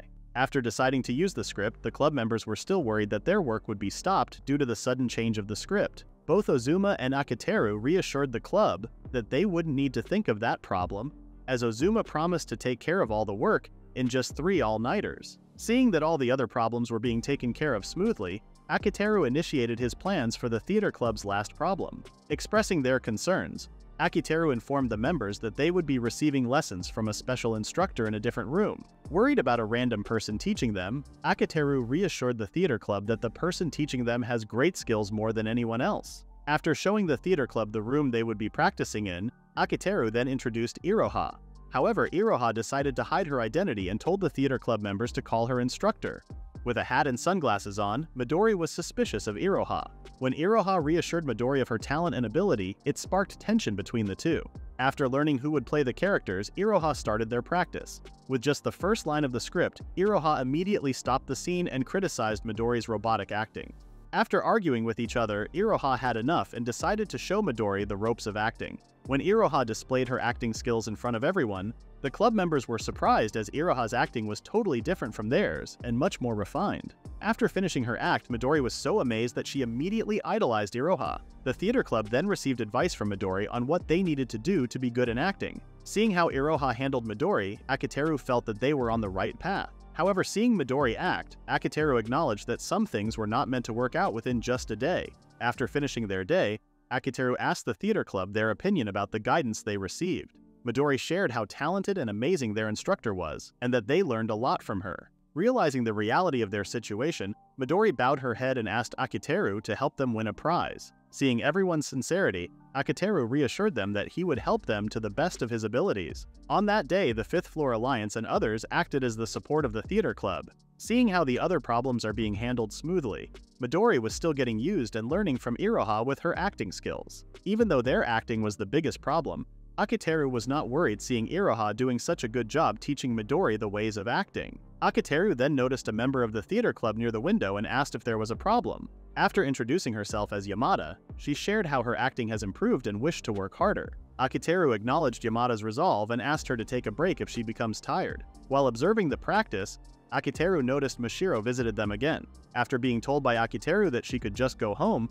Mashiro responded that she only came to bring Akiteru some homemade tuna sandwiches. Seeing how Mashiro nags about his health, Akiteru remembered that Mashiro vowed to annoy him relentlessly. Worried that other people may get the wrong idea, Mashiro reminded Akiteru that they were acting as a couple at school. Before leaving, Mashiro told Akiteru that she would use her position as her fake girlfriend to make Akiteru fall in love with her. When Mashiro came back and told Akiteru that she was looking forward to the stage play, Akiteru blushed and lost focus. After a couple of practices, Akiteru noticed great improvement in all the members' acting skills. Seeing how Iroha cheered and encouraged everyone, Akiteru noticed the sadness in Iroha's eyes.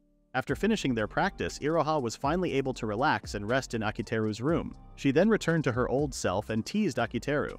But Akiteru was not swayed by Iroha's words. When Iroha was about to leave, Akiteru asked if there was something wrong as he felt like something was off. Iroha shared that she felt jealous seeing how the club members could act to an audience while she was working anonymously so that her mother wouldn't find out. Iroha was grateful for the experience and freedom in voice acting for Black Goat, but she still can't help but think that she would only be known as mysterious voice actor Brigade X. She wanted to show off her skills like everyone else so that she would fit a bit more into the 5th Floor Alliance. Except in front of Akiteru, Iroha can't ever show off and show who she really is. Over the past few weeks, Akiteru once again has become aware of how much talent Iroha possesses. From the smallest details of Iroha's expression to every single movement of her entire body, Iroha uses every fiber of her being to create and act out a character. Akiteru promised Iroha that he would let her stand on a stage one day. He plans to start Iroha with some 2.5D content, like a play with her as the actor. Akiteru told Iroha that the 5th Floor Alliance exists so that all of them could have a stage where they can shine and show off their talents without having to worry about anything. Even though they were still a black company, Akiteru realizes that he had received so much from each and every member of the 5th Floor Alliance and plans to respond with all that he has. He then told Iroha that if she wishes for something, then he would grant it. Akiteru then asked Iroha to be ready when her wish comes true one day. Seeing Iroha smile, Akiteru also knew that the day would come where he would have to face Iroha's mother and must prepare before that day comes. Akiteru then told Iroha that she can't yet relax as there was still time until the tournament. After hearing Akiteru's motivation, Iroha was now pumped to see the results of her teachings. Little did they know that there was trouble brewing right before the finish line. As they were in the middle of a meeting, the 5th Floor Alliance and the theater club were told that there was a big problem, which surprised everyone. Midori and Yamada are on the stage while the others are observing their play. Hearing Ozuma and Otoi's satisfaction with their progress, Akiteru wonders if they really have a chance at winning the competition. After finishing their rehearsal, Sumire is relieved and thankful towards Akiteru for making the theater club improve. Akiteru tells Sumire that they can't relax just yet and reminds her of her deadlines. Midori walks towards Akiteru and thanks him for his help.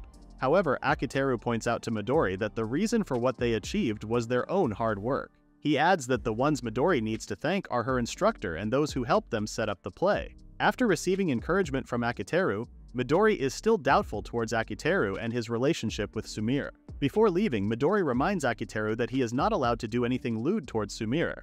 While everyone is cleaning up the room, they are informed of bad news. Yamada collapsed while on their way to the classroom.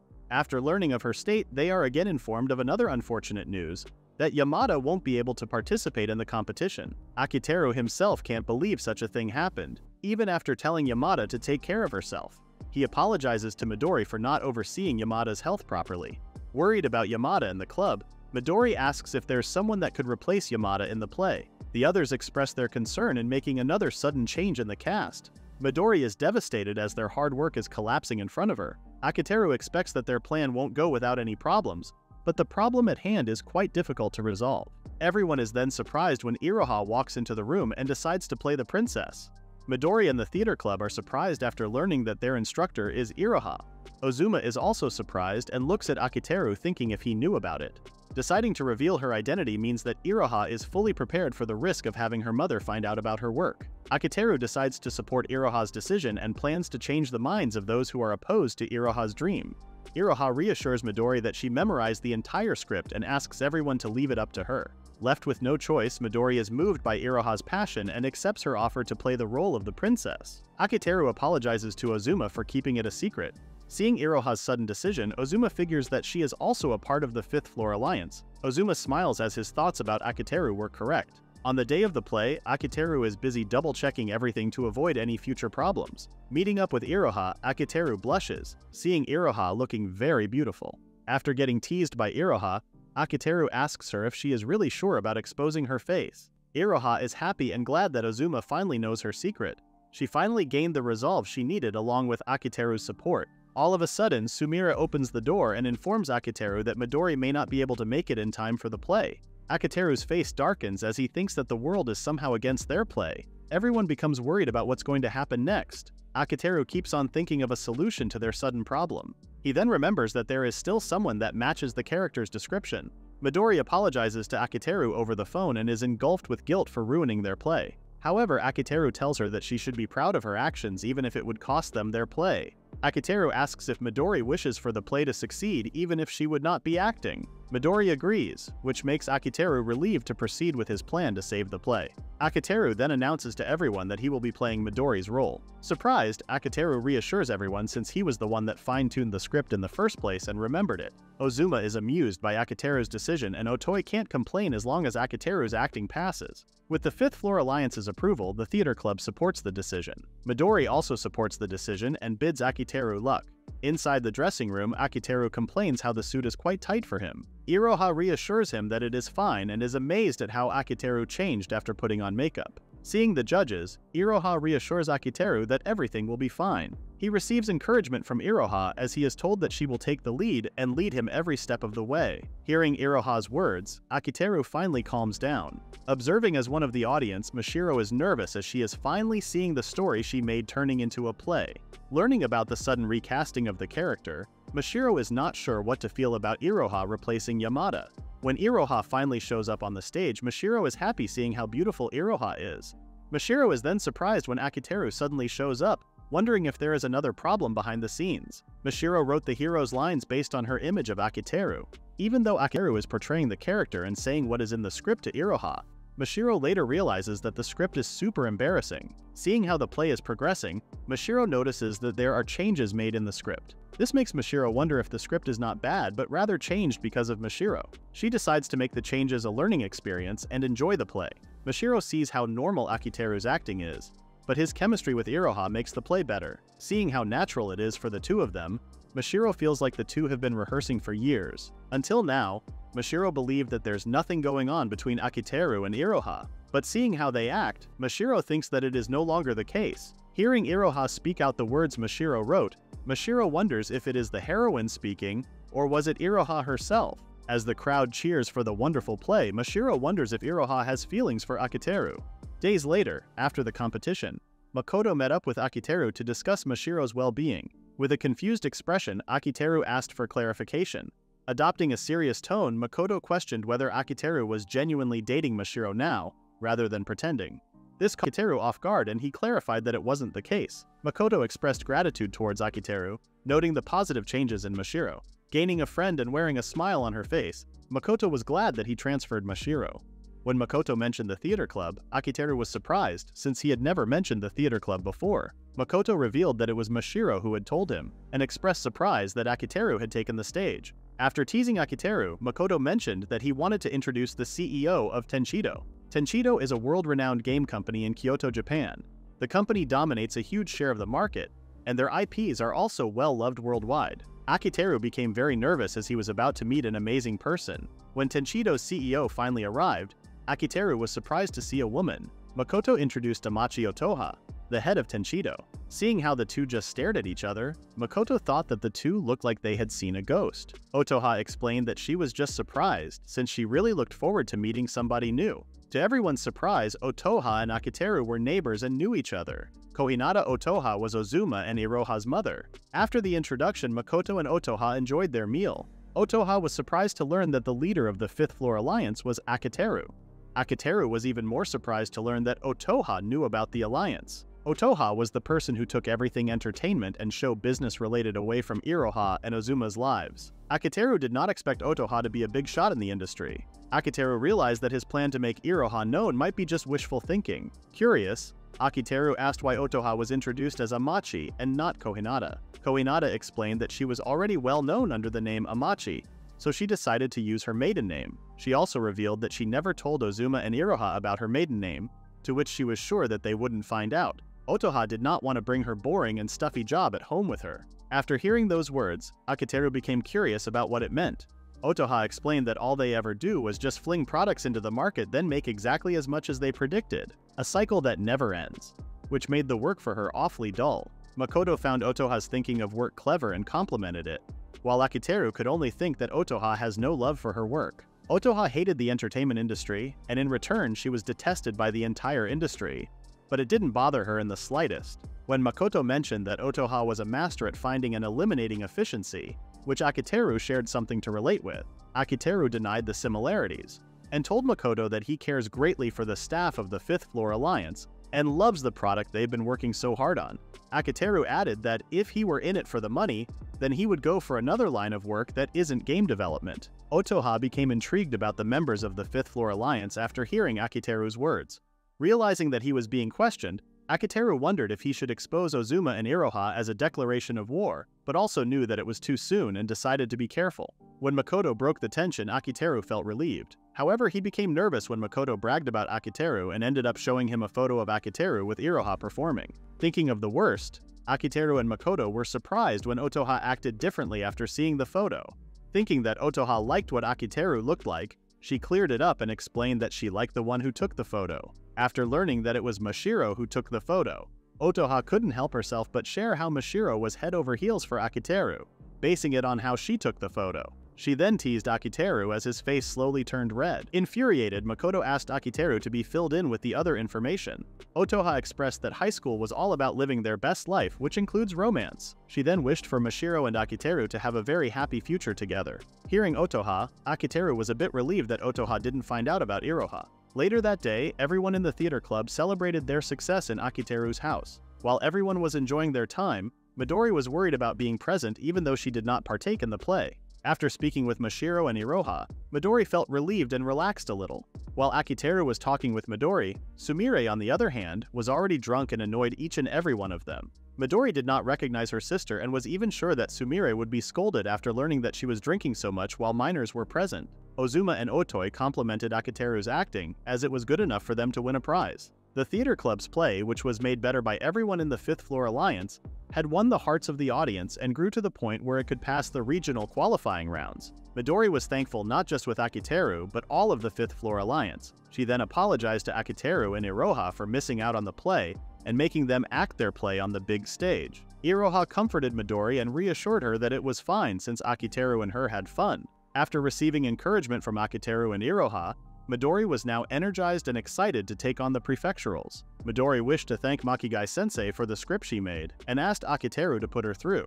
After hearing Midori's compliments, Mashiro was surprised to hear compliments. The altering of the script was a plan devised by Akiteru to shake some sense into Makigai-sensei, and to bring back the writer they all knew. While busy responding to Akiteru's messages, Mashiro was asked if she watched the play. When Mashiro expressed her displeased opinion towards the script, Midori was surprised and asked for Mashiro to apologize towards Makigai-sensei. Reading through the messages, Ozuma became confused about what they meant. After finishing their celebration, Iroha helped Akiteru with the dishes while the others were busy playing mahjong and doing their own thing. Akiteru then asked Iroha if her mother had said anything of note to her lately. Iroha responded that there was nothing and that she was more worried that her mother would find out about the competition. Akiteru was still trying to figure out whether he should tell them about their mother's job, realizing that the siblings would just get unnecessarily anxious if he were to reveal Otoha's job. Iroha changed the topic and asked Akiteru why he said those pickup lines, which made her heart race. Akiteru became annoyed again after remembering his embarrassing lines. Iroha then shared that she was not worried upon learning that Midori couldn't make it, and that she was more at ease knowing that it would be Akiteru and her making things work. Hearing Iroha's words, Akiteru blushed. However, the tension got immediately cut when Mashiro intervened. Akiteru was flustered and asked Mashiro about the mahjong game out of nowhere. Mashiro did not want to lose to Iroha. Grasping the rivalry between her and Mashiro, Iroha switched to the other side and continued to help Akiteru with the dishes. Seeing the three very close, Sumire surprised Akiteru as her face looked very pale. Sumire then kneeled in front of Akiteru and begged him to marry her. Ozuma was surprised when Akiteru told him that he was marrying Sumire. Still confused, Ozuma assumed that Akiteru had a head injury from trying to marry Sumire. Ozuma agrees that Sumire has a strong personality, is nice, smart, and good at drawing. However, in Ozuma's opinion, everything else about Sumire was awful. Akiteru agrees with Ozuma's point, to which Akiteru thinks that everything will work out. Seeing Akiteru's determination, Ozuma was a little disappointed as he thought that Akiteru and Iroha would end up together. When Ozuma cheered for Akiteru's love, Akiteru clarified to Ozuma that there was no love involved and that the marriage wouldn't be ordinary. Akiteru surprised Ozuma even more when he mentioned that he was marrying Sumire for her body. Ozuma, who was now even more confused, was told by Akiteru the events that transpired that night. The night that Sumire begged Akiteru to marry her surprised both Mashiro and Iroha. Sumire wanted to explain, but Akiteru told her that there was no need. Akiteru accurately guessed that Sumire was being forced by her parents into an arranged marriage. Sumire was surprised that Akiteru knew about it. Akiteru tried to calm Sumire down. However, it was a different case for Sumire. Her family lived deep in the mountains, and their way of thinking was old-fashioned. This meant that getting married while still young was much better. Sumire was able to keep her family down for years. However, they were now making efforts to marry Sumire off. After learning the reason why Sumire wanted to marry Akiteru, Mashiro protested as she thought that Sumire was just trying to get with Akiteru. Sumire clarified to everyone that she much preferred Arashiyama from Mechanical Pencil Jin-kun, which was a children's show. Mashiro immediately gave up and offered to help as much as she could. Adamant in avoiding marriage, Sumire plans to introduce Akiteru to her parents. Since Akiteru is still 16, it would be impossible for him to get married as he was not yet at a legal age. Even though it was a good idea, Akiteru told Sumire that it was still not a proper solution. Sumire knew that, but she just wished to deal with what is in the present. Sumire wishes for happiness. However, she does not want to be married to a stranger. When Iroha suggested that Sumire be honest with her future husband and reveal her true self, Sumire immediately rejected the idea as she knows herself that she would be left alone if she were to reveal her true self. Mashiro sympathized with Sumire since she also wants to be completely genuine to her future husband. After staring at Akiteru, Mashiro became embarrassed and immediately left the room. Learning about Sumire's situation, Akiteru did not mind the idea of marrying Sumire and told everyone about it. Mashiro again protested the idea. However, Akiteru was focused more on how he could take advantage of Sumire by having an unlimited stream of illustrations. Sumire also liked Akiteru's point of view as it gives her more benefits to herself. Hearing how the two slowly agreed to proceed with the marriage, both Iroha and Mashiro protested against the wedding, to the point that they are now bad-mouthing Akiteru just so that they do not proceed with their plan. Sumire smiled and reassured Iroha and Mashiro that she knows Akiteru more as she makes him madder than anyone else. Hearing Sumire, Iroha and Mashiro immediately switched sides and asked Sumire to stop bad-mouthing Akiteru. After explaining the events that transpired, Ozuma only smiled and guessed that Akiteru was also having fun. Later that day, Akiteru received a couple of messages from Sumire which irritated him and immediately blocked her contact information. Sumire then explained that she was planning to take a screenshot of the messages and send it to her family to show them how in love she was. Realizing Sumire's intentions, Akiteru agreed to do the messages. All of a sudden, he received messages from Mashiro. He was surprised as Mashiro was now acting like his girlfriend. While the two were adding to Akiteru's stress, he plans to relax and rest at home. However, he noticed that the door was unlocked, to which he assumed that Iroha came into his house without permission again. When he called out for someone in the house, Iroha responded in a panic, telling Akiteru not to open the door. Iroha hinted that she was wearing something related to summer, which made Akiteru think of a swimsuit. When Iroha told Akiteru that she was done changing, Akiteru slowly opened the door and was surprised to see Iroha as a vengeful ghost. Confused at what was happening, Iroha laughed as her plan to prank Akiteru once again was a success. After being misled by Iroha, she then again teased Akiteru and even recorded their conversation. Akiteru finally gave in and told Iroha that he was hoping that she would be wearing a swimsuit. This made Iroha happy. However, she was surprised when Akiteru told her that he was hoping to make a reference out of her. Akiteru explained that he was planning to make Sumire do illustrations of characters that were in a bikini. Iroha could not fight back against Akiteru's argument and conceded. Iroha was still happy since summer vacation was just around the corner. Her plan was to hang out in Akiteru's room every single day. To end their conversation, Akiteru asked for Iroha to go home now. After being teased by Iroha, Akiteru told Iroha that he cares about his hygiene, especially since he has a date later. This news surprised Iroha and asked if the relationship was fake. After confirming that it was the case, Iroha blocked the door and told Akiteru that he can't go on a date if he stinks. However, Iroha immediately retreated when Akiteru turned off the air conditioner, which made the room very hot. Seeing how Iroha was just a handful, Akiteru was already stressed out for having troublesome women around him. Akiteru was waiting for Sumire to arrive while Mashiro and Iroha disguised themselves to spy on their date. Mashiro was annoyed at first, but then again gave her blessing for Akiteru to date Sumire. Receiving Mashiro's message, Akiteru felt something bad was about to happen. Sumire finally arrived and apologized to Akiteru while grabbing his arm. While Akiteru himself found Sumire's actions gross, both Mashiro and Iroha were surprised at how bold Sumire's actions were. Confused, Akiteru wanted to confirm if they were just taking some photos for her family. Sumire wanted the photos to look more natural, just like her drawings. Akiteru understood what Sumire wanted. However, he was concerned that rumors might spread if they were seen, which could lead to Sumire getting fired. It did not occur to Sumire that rumors would spread since she was just with Akiteru. Hearing Sumire, Akiteru's feelings were hurt, and he decided to go home instead. Sumire immediately apologized and acted like a caring teacher towards Akiteru, which annoyed Akiteru even more. When they decided to start their date, Sumire showed her plans for the day. Mashiro, on the other hand, couldn't hide her jealousy, and Iroha was already planning to take Akiteru out the next time. Sumire's eyes shone brightly as she became excited seeing the new release of her favorite series. Akiteru had to calm Sumire down since she was becoming louder. After the bookstore, Akiteru and Sumire went into a photo booth. Seeing how Sumire and Akiteru were becoming too close, this annoyed Mashiro even more. When Mashiro and Iroha saw that Sumire and Akiteru purchased a stuffed toy, they too decided to purchase the exact same stuffed toy. As they kept on following Sumire and Akiteru, Mashiro and Iroha were becoming more worried since the two were now headed to a love hotel. However, they immediately felt relieved since Sumire and Akiteru were only headed to drink some bubble tea. Sumire then realized that their bubble tea was mostly just tapioca pearls and decided to drink those as well. She then asked Akiteru to take good photos of her while drinking the pearls. Disgusted at first since the pearls looked like frog eggs, Sumire summoned her courage and slurped the pearls out. Seeing how things were becoming a little too lewd, both Mashiro and Iroha were confused about what to feel. Before leaving the shop, Akiteru and Sumire took one more photo together. The closeness that was unfolding between Akiteru and Sumire made Mashiro's blood boil. Filled with jealousy, Mashiro wanted to intervene, but Iroha reminded her that everything was fake. Puzzled, Mashiro asked Iroha why she was so relaxed. Iroha was surprised when Mashiro revealed that she knew Iroha's feelings towards Akiteru. Even though Mashiro based it on a hunch, she explained that she could see well in Iroha's behavior just in the play alone. Not expecting that Mashiro would catch her in the act, Iroha tried lying to Mashiro. However, she was not convinced at all. Iroha didn't want to reveal her feelings since she knew that it would cause distance between her and Mashiro. Iroha laughed and gave Mashiro the idea that she may or may not like Akiteru. In the end, she asked Mashiro to let her off the hook just one time. Puzzled, Mashiro nodded to an agreement. Akiteru turns away distractions like friendship and romance. Akiteru decided to focus fully on achieving his dream, which meant that Iroha didn't have to worry about anything until Akiteru reached his goal. Relieved that the danger was unfolding between Mashiro and her, Iroha remembered that they were tailing Akiteru and Sumire. Both Mashiro and Iroha were alarmed since Akiteru and Sumire were no longer at the table they were sitting at.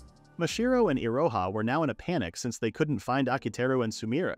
On the other hand, Sumire was becoming more worried since the entire floor was filled with swimsuits that were too erotic for her. Since it was a first for Sumire to visit such a place, she asked Akiteru to take a picture of her. However, Akiteru instantly refused, fearing they would get arrested. When Akiteru told Sumire to just choose a swimsuit and try it out, he was surprised when Sumire grabbed a swimsuit without even looking. Sumire then revealed that she buys her clothes online and trying to fit the clothes didn't cross her mind. When Akiteru asked the reason why Sumire insisted on buying a swimsuit, he was surprised to learn that it was because it's what couples do. Akiteru assumed that Sumire wanted the 5th Floor Alliance to go to the beach. Hearing Akiteru, it sparked Sumire's interest, and she couldn't control herself from drooling, thinking of the boys wearing swimming trunks. They finally decided to invite everyone to head to the beach. Sumire then teased Akiteru of planning everything just so he could see her in a swimsuit. Out of nowhere, Akiteru heard a familiar voice. He was surprised to see his uncle together with another woman. Akiteru panicked as their future would be thrown out of the window if he were to be discovered by Makoto. Surprised when Iroha suddenly spoke right behind him, Akiteru tried to explain. However, when he noticed that Makoto was looking in his direction, Akiteru immediately hid inside the dressing room. Confused at what was happening, Akiteru covered Sumire's mouth since they were almost discovered by Makoto. Akiteru panicked even more when he heard that Makoto and the woman were headed towards the dressing room. Akiteru then noticed that Sumire was having a hard time breathing, so he removed his hand and apologized. Akiteru then explained that the president of Honey Place was on the floor. Understanding the situation, Sumire assumed that Akiteru was succumbing to his carnal desires. Akiteru realized that Sumire was already wearing the swimsuit, to which he immediately looked away. When Akiteru was about to leave the dressing room, he was stopped by Makoto's voice having fun in the other dressing room. Sumire couldn't take it anymore, and asked Akiteru if she could hear her out. Thinking of something lewd, Akiteru felt relieved when Sumire mentioned that the girl that was with Makoto was super hot. After some time, Akiteru and Sumire finally left the dressing room and went to the bookstore. While Sumire went to the washroom, Akiteru checked out the books and saw Makigai-sensei's shelf. Realizing that Makigai-sensei hasn't published anything new, Akiteru wondered if it was because Makigai-sensei is currently working for the 5th Floor Alliance. Akiteru accidentally saw Mashiro and Iroha while they were busy looking for them. Realizing that they were being followed by the two, Akiteru asked how much did Mashiro and Iroha exactly see. Hearing Akiteru's question, both Iroha and Mashiro became worried and were mad at Sumire to the point of wanting to exterminate her. While Akiteru was busy trying to explain the situation, Sumire saw the two holding Akiteru's arms. She then put her arms around Iroha and Mashiro and reassured them that she was not going to steal Akiteru from them. When Akiteru protested and told them that he belongs only to himself, he was told by 3 women to shut up and called him a harem protagonist. Seeing that the other girls were already with them, Sumire shared the idea of going to the beach with everyone. The invitation made the girls excited. Mashiro then hinted to Akiteru that she wished to have a date at the beach. Hearing Akiteru agree with Mashiro's request, Iroha immediately asked Sumire where she bought her swimsuit, as she decided to buy one for herself. When Akiteru tried to stop them, it became a fruitless effort since Sumire herself encouraged the girls to visit the swimsuit section and gave suggestions on what to wear. During an announcement inside the auditorium, all the students stared at Akiteru as Mashiro fell asleep on his shoulder. Their classmates were confused since Mashiro had always displayed coldness and anger towards Akiteru. Lately they noticed that Mashiro had been a little sweeter towards him. On the other hand, Akiteru was confused by what Mashiro was saying in her sleep. Mashiro kept mentioning that deadlines were scary, leading Akiteru to assume she was taking a shot at the Rookie of the Year or something. When the principal introduced Iroha to the stage, Akiteru was no longer surprised. When their eyes met, Akiteru immediately could tell that Iroha was planning something bad. In her speech, she included lines hinting at Akiteru and Mashiro. Iroha's speech was mostly directed towards Akiteru, causing the other students to stare at them more. During homeroom, Sumire reminded her students of their upcoming summer vacation.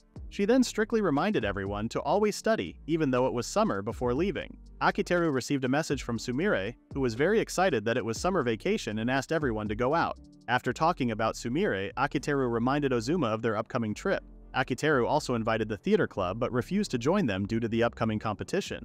Out of nowhere, Midori visited Akiteru's classroom and tried to stab him with a prop knife. Confused, Akiteru asked Midori why she was attacking him. Midori called Akiteru a liar and revealed that she knew the relationship between her sister and Akiteru. Surprised when Sumire shared with her family that she was seeing Akiteru, Akiteru was also surprised to see that the Kagishi group chat had 99 members in it. After being insulted by Midori and told that he should be ashamed of himself, Akiteru defended himself and told Midori that her sister and he were serious about each other. After being upfront with Midori, she couldn't respond immediately and asked Akiteru about the photo of Sumire drinking the tapioca pearls. Akiteru couldn't defend himself since he also knew that the photos were a little embarrassing. After being insulted by Midori, Akiteru started to pick up the commotion and slowly gossiped about Akiteru and Sumire. Akiteru immediately explained to Midori what happened in the photo. However, Midori could no longer be swayed from her thoughts. After listening to Akiteru, Midori realized that she didn't know who she was jealous of. Wondering if Midori was sick or something, Akiteru checked Midori's temperature. Midori was flustered by Akiteru's action and ended up raising her temperature. Concerned about Midori's health, Akiteru asked Ozuma for help. However, Midori pushed Akiteru and told him to stay away before hastily leaving. Confused, Akiteru then received a message from Otoi asking him to visit her studio.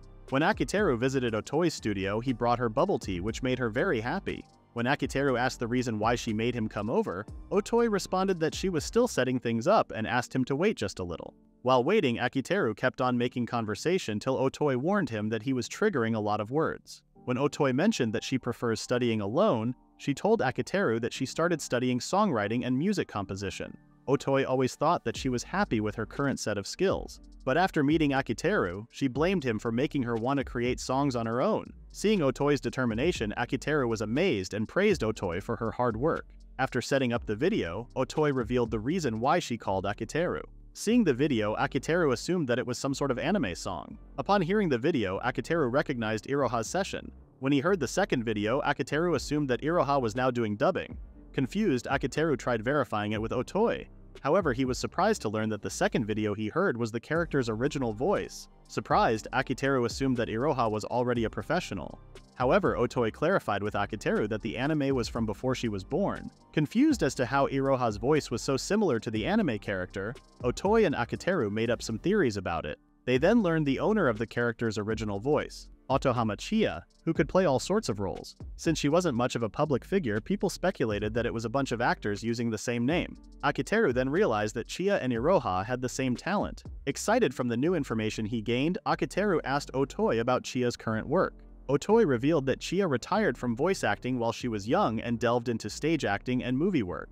Otoi then shared her concern about Iroha's similarity with Chiya. Even though Chiya's fans called her godlike voice, tons of people still criticized her. Otoi then pointed it out to Akiteru that Iroha may have to handle the same exact problem. Teru told Otoi that he believes in Iroha's talent and decided to support her ages ago. Hearing Akiteru made Otoi happy. After the Otoi meeting, everyone readied themselves as summer vacation has finally started. Sumire was so excited for the trip, even though her driving was the opposite of what she was feeling. Driving was scary for Sumire, especially with Akiteru and the others in the back of the car. Iroha became curious about what Akiteru was listening to. Akiteru responded that it was nothing, as he himself was still confused the longer he listened to the recording that Otoi gave him. When Akiteru told Iroha that she was not allowed to listen, Iroha assumed that it was super lewd ASMR and teased Akiteru about the recording. Iroha shared her disappointment when Mashiro couldn't join them. After asking Mashiro and being rejected, Akiteru assumed that there might be something more important than the beach for Mashiro. When they finally arrived at their destination, they felt relaxed at first. Akiteru then noticed that they were in the mountains. Crying, Sumire kept apologizing and told everyone that they were just stopping for a day and would head to the beach after. Sumire then revealed that they were at the Kagishi village where the Kagishi come from, and almost everyone in the place was related to Sumire in some way. When asked for the reason why Sumire brought them to the village, Sumire explained that, after sending the photos of their date to their family, their elder wished for Sumire to bring Akiteru to their home. If they don't arrive by sunset, then Akiteru will not be acknowledged by the family. After explaining everything to everyone, Ozuma was still mad since Sumire interrupted his system and the schedule he spent the whole night creating. Sumire was frightened and asked for Akiteru's help after being threatened by Ozuma. As Ozuma was engulfed by his revenge, Iroha broke the tension and told everyone that the place was similar to the setting of the game. Iroha was able to calm Ozuma down but reminded Sumire that she won't get a second chance. Entering the house, Iroha was so excited after learning that the house was so run down even though it was built 9 years ago. An elderly woman welcomed them and asked how many rooms they were going to take. Sumire stopped Akiteru and told him that her family might have prepared a room for her in case she stayed the night. She then suggested for them to get one room as it would be much cheaper. When Iroha agreed with the suggestion, Sumire became excited and even offered to cover the cost. Akiteru already assumed that he won't get much sleep since Iroha would be bothering him throughout the night. After debating with Iroha, Ozuma calmed Akiteru down and told him that they have no choice, since they also can't afford 2 rooms in the first place. After unpacking their things, Sumire and Akiteru took a walk.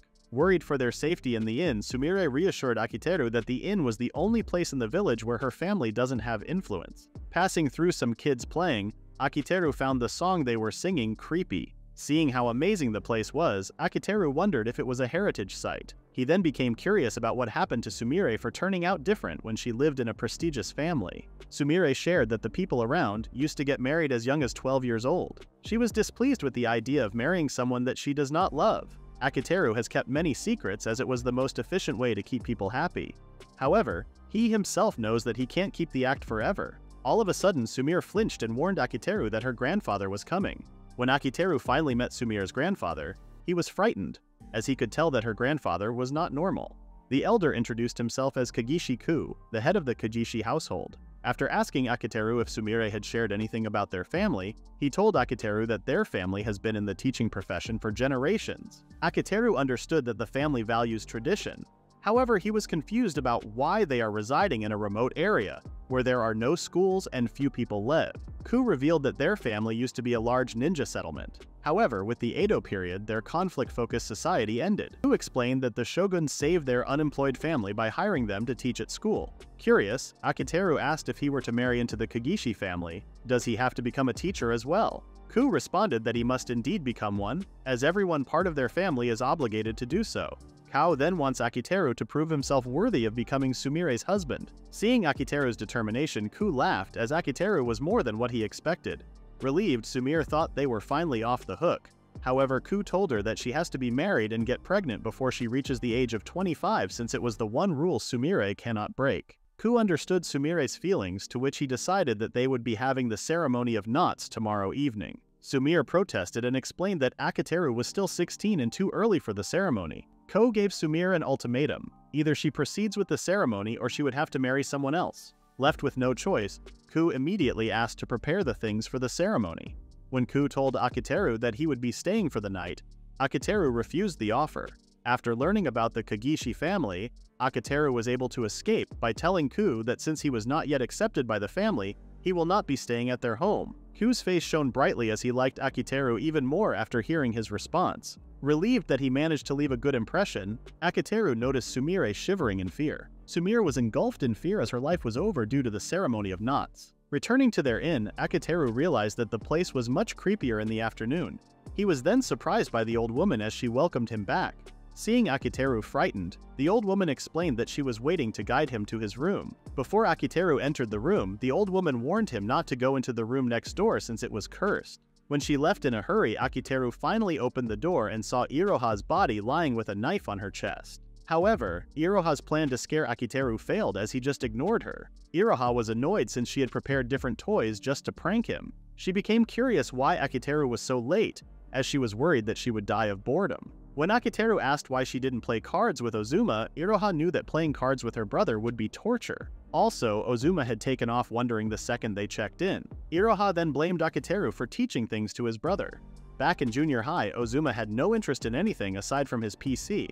Akiteru gave him some advice which changed Ozuma's life completely. Annoyed, Iroha then shared what the innkeeper had told her. When Iroha mentioned the cursed room, she was frightened when all of a sudden she heard a noise coming from the next room. When Akiteru finally heard the sound, he also became frightened. Ozuma opened the door and told them not to listen to the voice next door.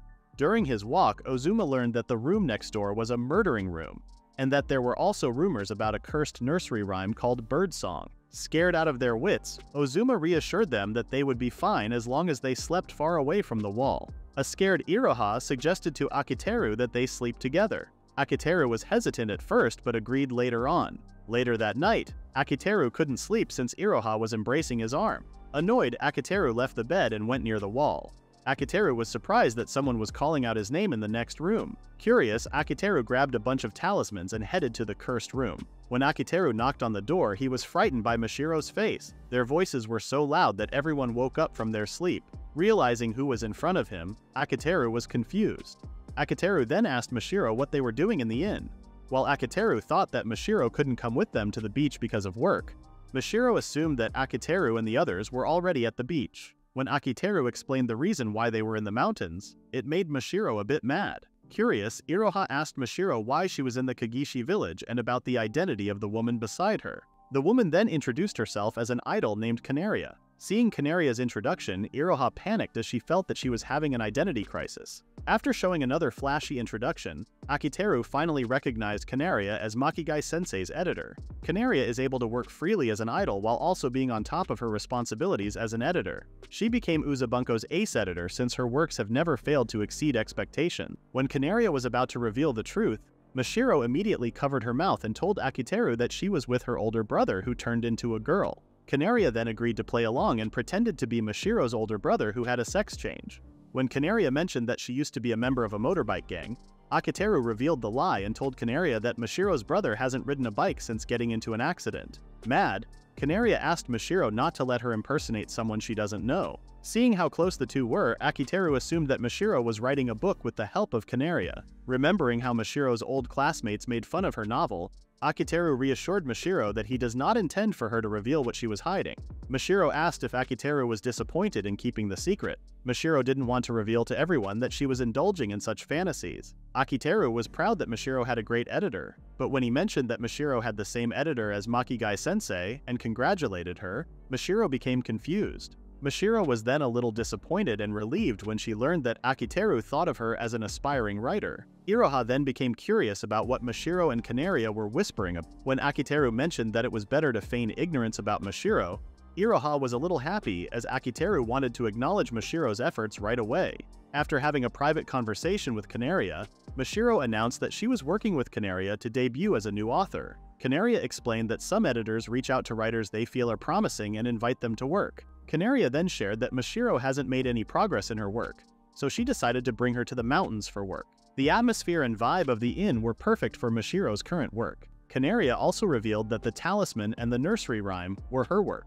Seeing how disappointed Akiteru was, Ozuma made fun of him for believing. When Ozuma revealed that the story he told Akiteru and Iroha was also a lie, this surprised Iroha and made her mad at Ozuma for lying. When Ozuma mentioned that Akiteru and Iroha shared a futon together, Mashiro's attitude suddenly changed. When Akiteru tried explaining, Mashiro decided by herself that she would be sleeping next to Akiteru. After stopping Mashiro, Canaria then asked Akiteru's opinion on working alongside Makigai-sensei. Canaria was then amused at how serious Akiteru was and asked Akiteru what he was going to give Makigai-sensei in exchange for his support for the alliance. Akiteru was speechless. as he had the same thought before but had been pushing it under the rug. Akiteru understands that money was not an issue and that Makigai-sensei would be better off investing time in his series rather than writing scenarios for the Fifth Floor Alliance. Canaria then told everyone that she would make Makigai-sensei the most successful author of all time. She vowed that Makigai-sensei's work would make it all the way to Hollywood and would be recognized. Before leaving with Mashiro, Canaria told Akiteru that she was his rival and to never forget that. Seeing Akiteru being quiet, Iroha tried cheering him up. Akiteru realized that he hadn't been thinking ahead enough. Akiteru also realized that soon the other members of the Fifth Floor Alliance would have to walk on different paths. Now that they are closer to Ku, Akiteru needs to do something that would ensure Sumire's happiness. Wondering if Sumire would still choose their job afterward, Akiteru knows that he has to do his best as Sumire's producer. Once the ceremony of love knots was over, Sumire could finally quit her job as a teacher and pursue her path. When Mashiro asked Canaria why she said those things to Akiteru, Canaria gave Akiteru a warning since he was the reason why Mashiro's work has been slowly changing. Canaria then revealed that she has been keeping an eye out on Akiteru. Once she climbs up the ranks and fulfills her goal of becoming the manager of the best bookstore, Canaria plans to make Akiteru her right-hand man. Seeing how mad Mashiro was when Canaria badmouthed the Fifth Floor Alliance, Canaria wanted Akiteru to realize that the Fifth Floor Alliance was bound to fall apart eventually. Confused at what Canaria meant, since Mashiro only joined the Fifth Floor Alliance because of Akiteru, the best way for her to protect the Fifth Floor Alliance was to marry Akiteru. Mashiro was flustered as she had never thought of marrying Akiteru before. Mashiro had to stop her thoughts as she knew that Akiteru had his motivations, which was the reason why Mashiro likes him. Deep in her thoughts, Mashiro started writing and told Canaria to get out since she was in the way.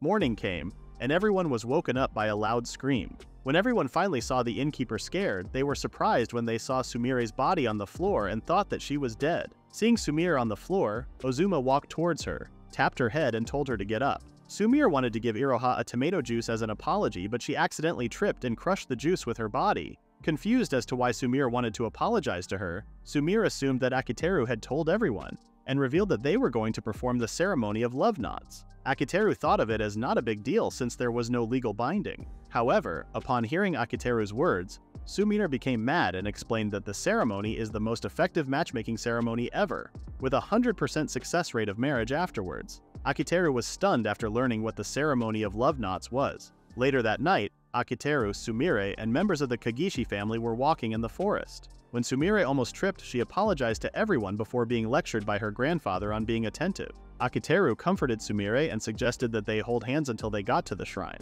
Arriving at the shrine, Ku instructed Akiteru that he and Sumire would be spending the night alone within the shrine. They were forbidden from stepping outside before the sun was up. Curious, Akiteru asked what would happen if they stepped outside.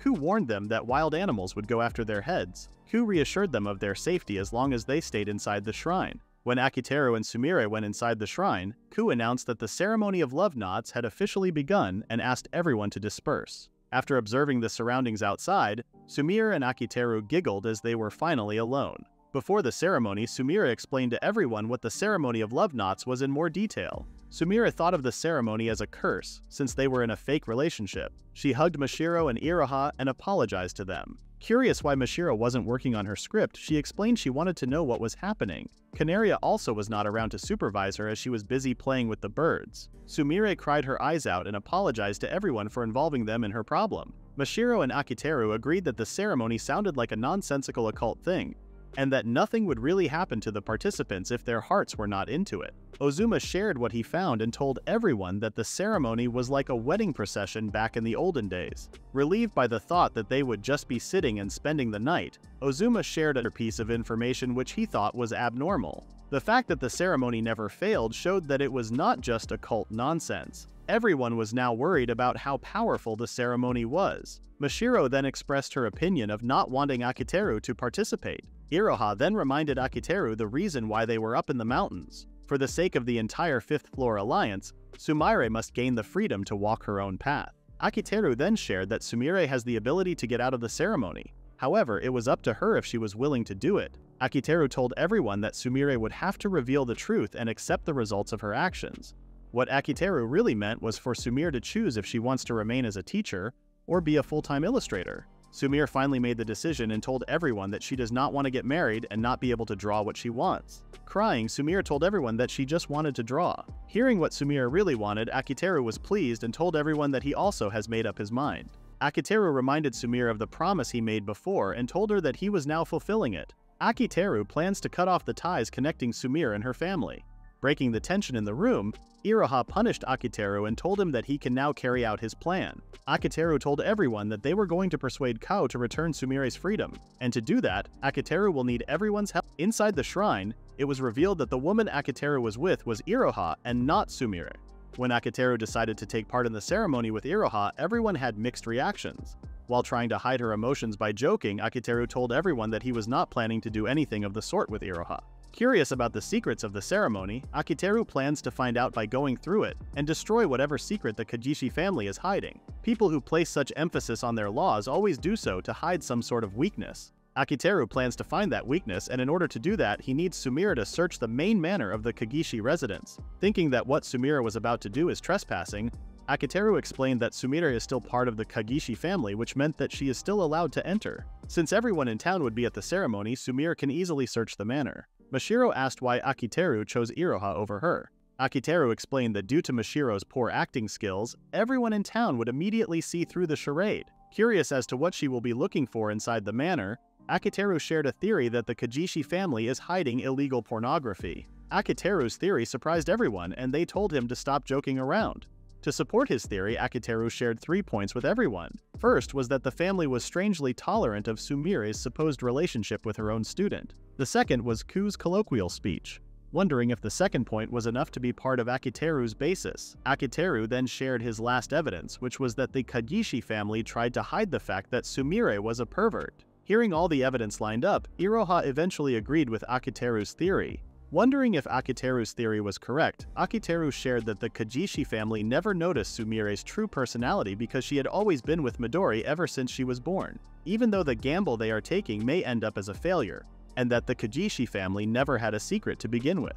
Akiteru reassured Sumire that they would face that problem together. He then encouraged Sumire to take action now so that she won't have to live her life without ever accomplishing anything. Hearing Akiteru's words, Sumire decided to take a chance on the gamble. Iroha and Akiteru were pleased since the switch plan was a success. As the two were talking about the kimono that Iroha was wearing, they accidentally found an underground room. Curious as to where the room leads, Akiteru wondered if it led to the bedroom. When they finally saw another door and opened it, both Akiteru and Iroha were surprised as the room looked like a love hotel room. They were shocked to learn that the condoms inside the room had holes in them.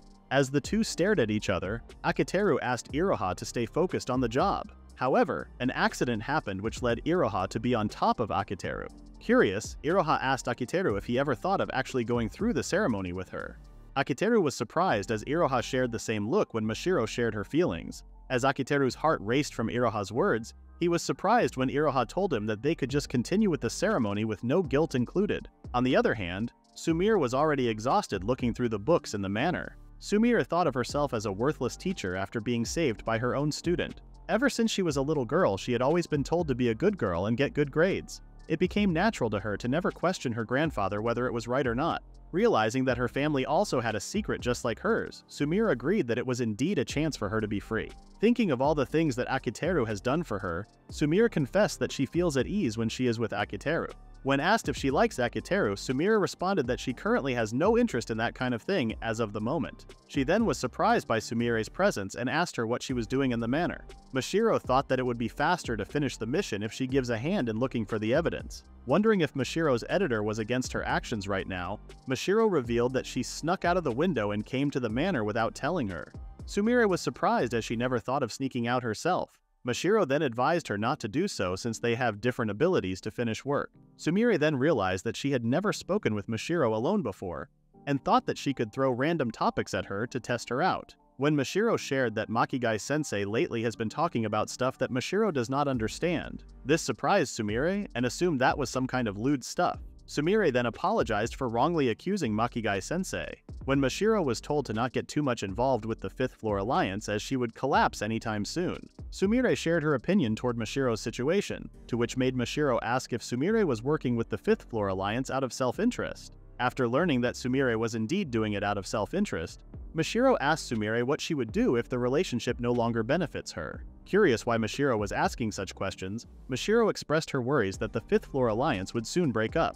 Mashiro was afraid that once the Fifth Floor Alliance is disbanded, there will be nothing left for Akiteru. Sumire was confused why Mashiro was worried about the Fifth Floor Alliance when she is not a part of it. However, in a serious moment, Mashiro revealed that the Fifth Floor Alliance was a crucial part for her other self. She then revealed to Sumire that her other self goes by the name Makigai Namako. Akiteru was confused about what Iroha was trying to do and what it meant.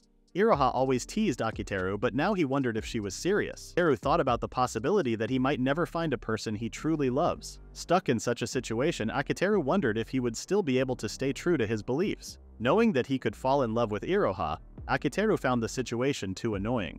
Upon hearing Akiteru's opinion, Iroha was a little disappointed. Akiteru clarified that he was almost tempted by Iroha, as there were also other things that tempted him to be with her. However, he doesn't want to allow himself to do something irresponsible, as he promised Iroha that he would do everything he can for the Fifth Floor Alliance. Hearing Akiteru's words, Iroha praised him for upholding his promise. Akiteru's heart raced when Iroha teased him. After telling Iroha to stop teasing him, Akiteru wanted to get back to the topic. Curious, Iroha asked Akiteru why Sumire had to stop teaching to join Honey Place. Akiteru explained that for Sumire, joining Honey Place is a way for her to resolve a significant problem she was facing. Sumire has a habit of running away. Whenever she has to confront some difficulty, her first instinct is to flee and avoid resolving it. Thinking that it was just part of her character, Akiteru explained that it was a serious issue as it indicates a problem with Sumire as a person. Sumire convinced herself that she's only a teacher because her family is forcing her to be one. Wanting to protect the Kagishi family's tradition, Sumire placed her personal interests second to her family. Akiteru explained that if Sumire couldn't resolve her problems now, then even if she was backed up by a huge organization, she would still be tied by her own habits and prevented from ever moving on with her life. Surprised that Akiteru thought so far ahead, Iroha praised him and wondered if his intellect grew over time. Iroha couldn't believe that Akiteru was willing to go so far just to help his colleague. She always thought that Akiteru was just using everyone to his benefit. Iroha then mentioned that if Sumire gains her freedom, she would no longer have a reason to join Honey Place. If Sumire becomes a professional illustrator and additionally gains freedom, that would put the Fifth Floor Alliance at a disadvantage. Iroha asked Akiteru if what was more important to him was Sumire's freedom, or the future of the Fifth Floor Alliance. Akiteru chose to prioritize the Fifth Floor Alliance even though he has no say in what Sumire would choose in the future. Akiteru does not expect any goodwill from others as he knows that no one expects the same thing from him. All of a sudden, Iroha started to panic, which startled Akiteru. Wondering what Iroha was looking for, Iroha revealed that she needed to go to the toilet right away and was looking for a comfort room.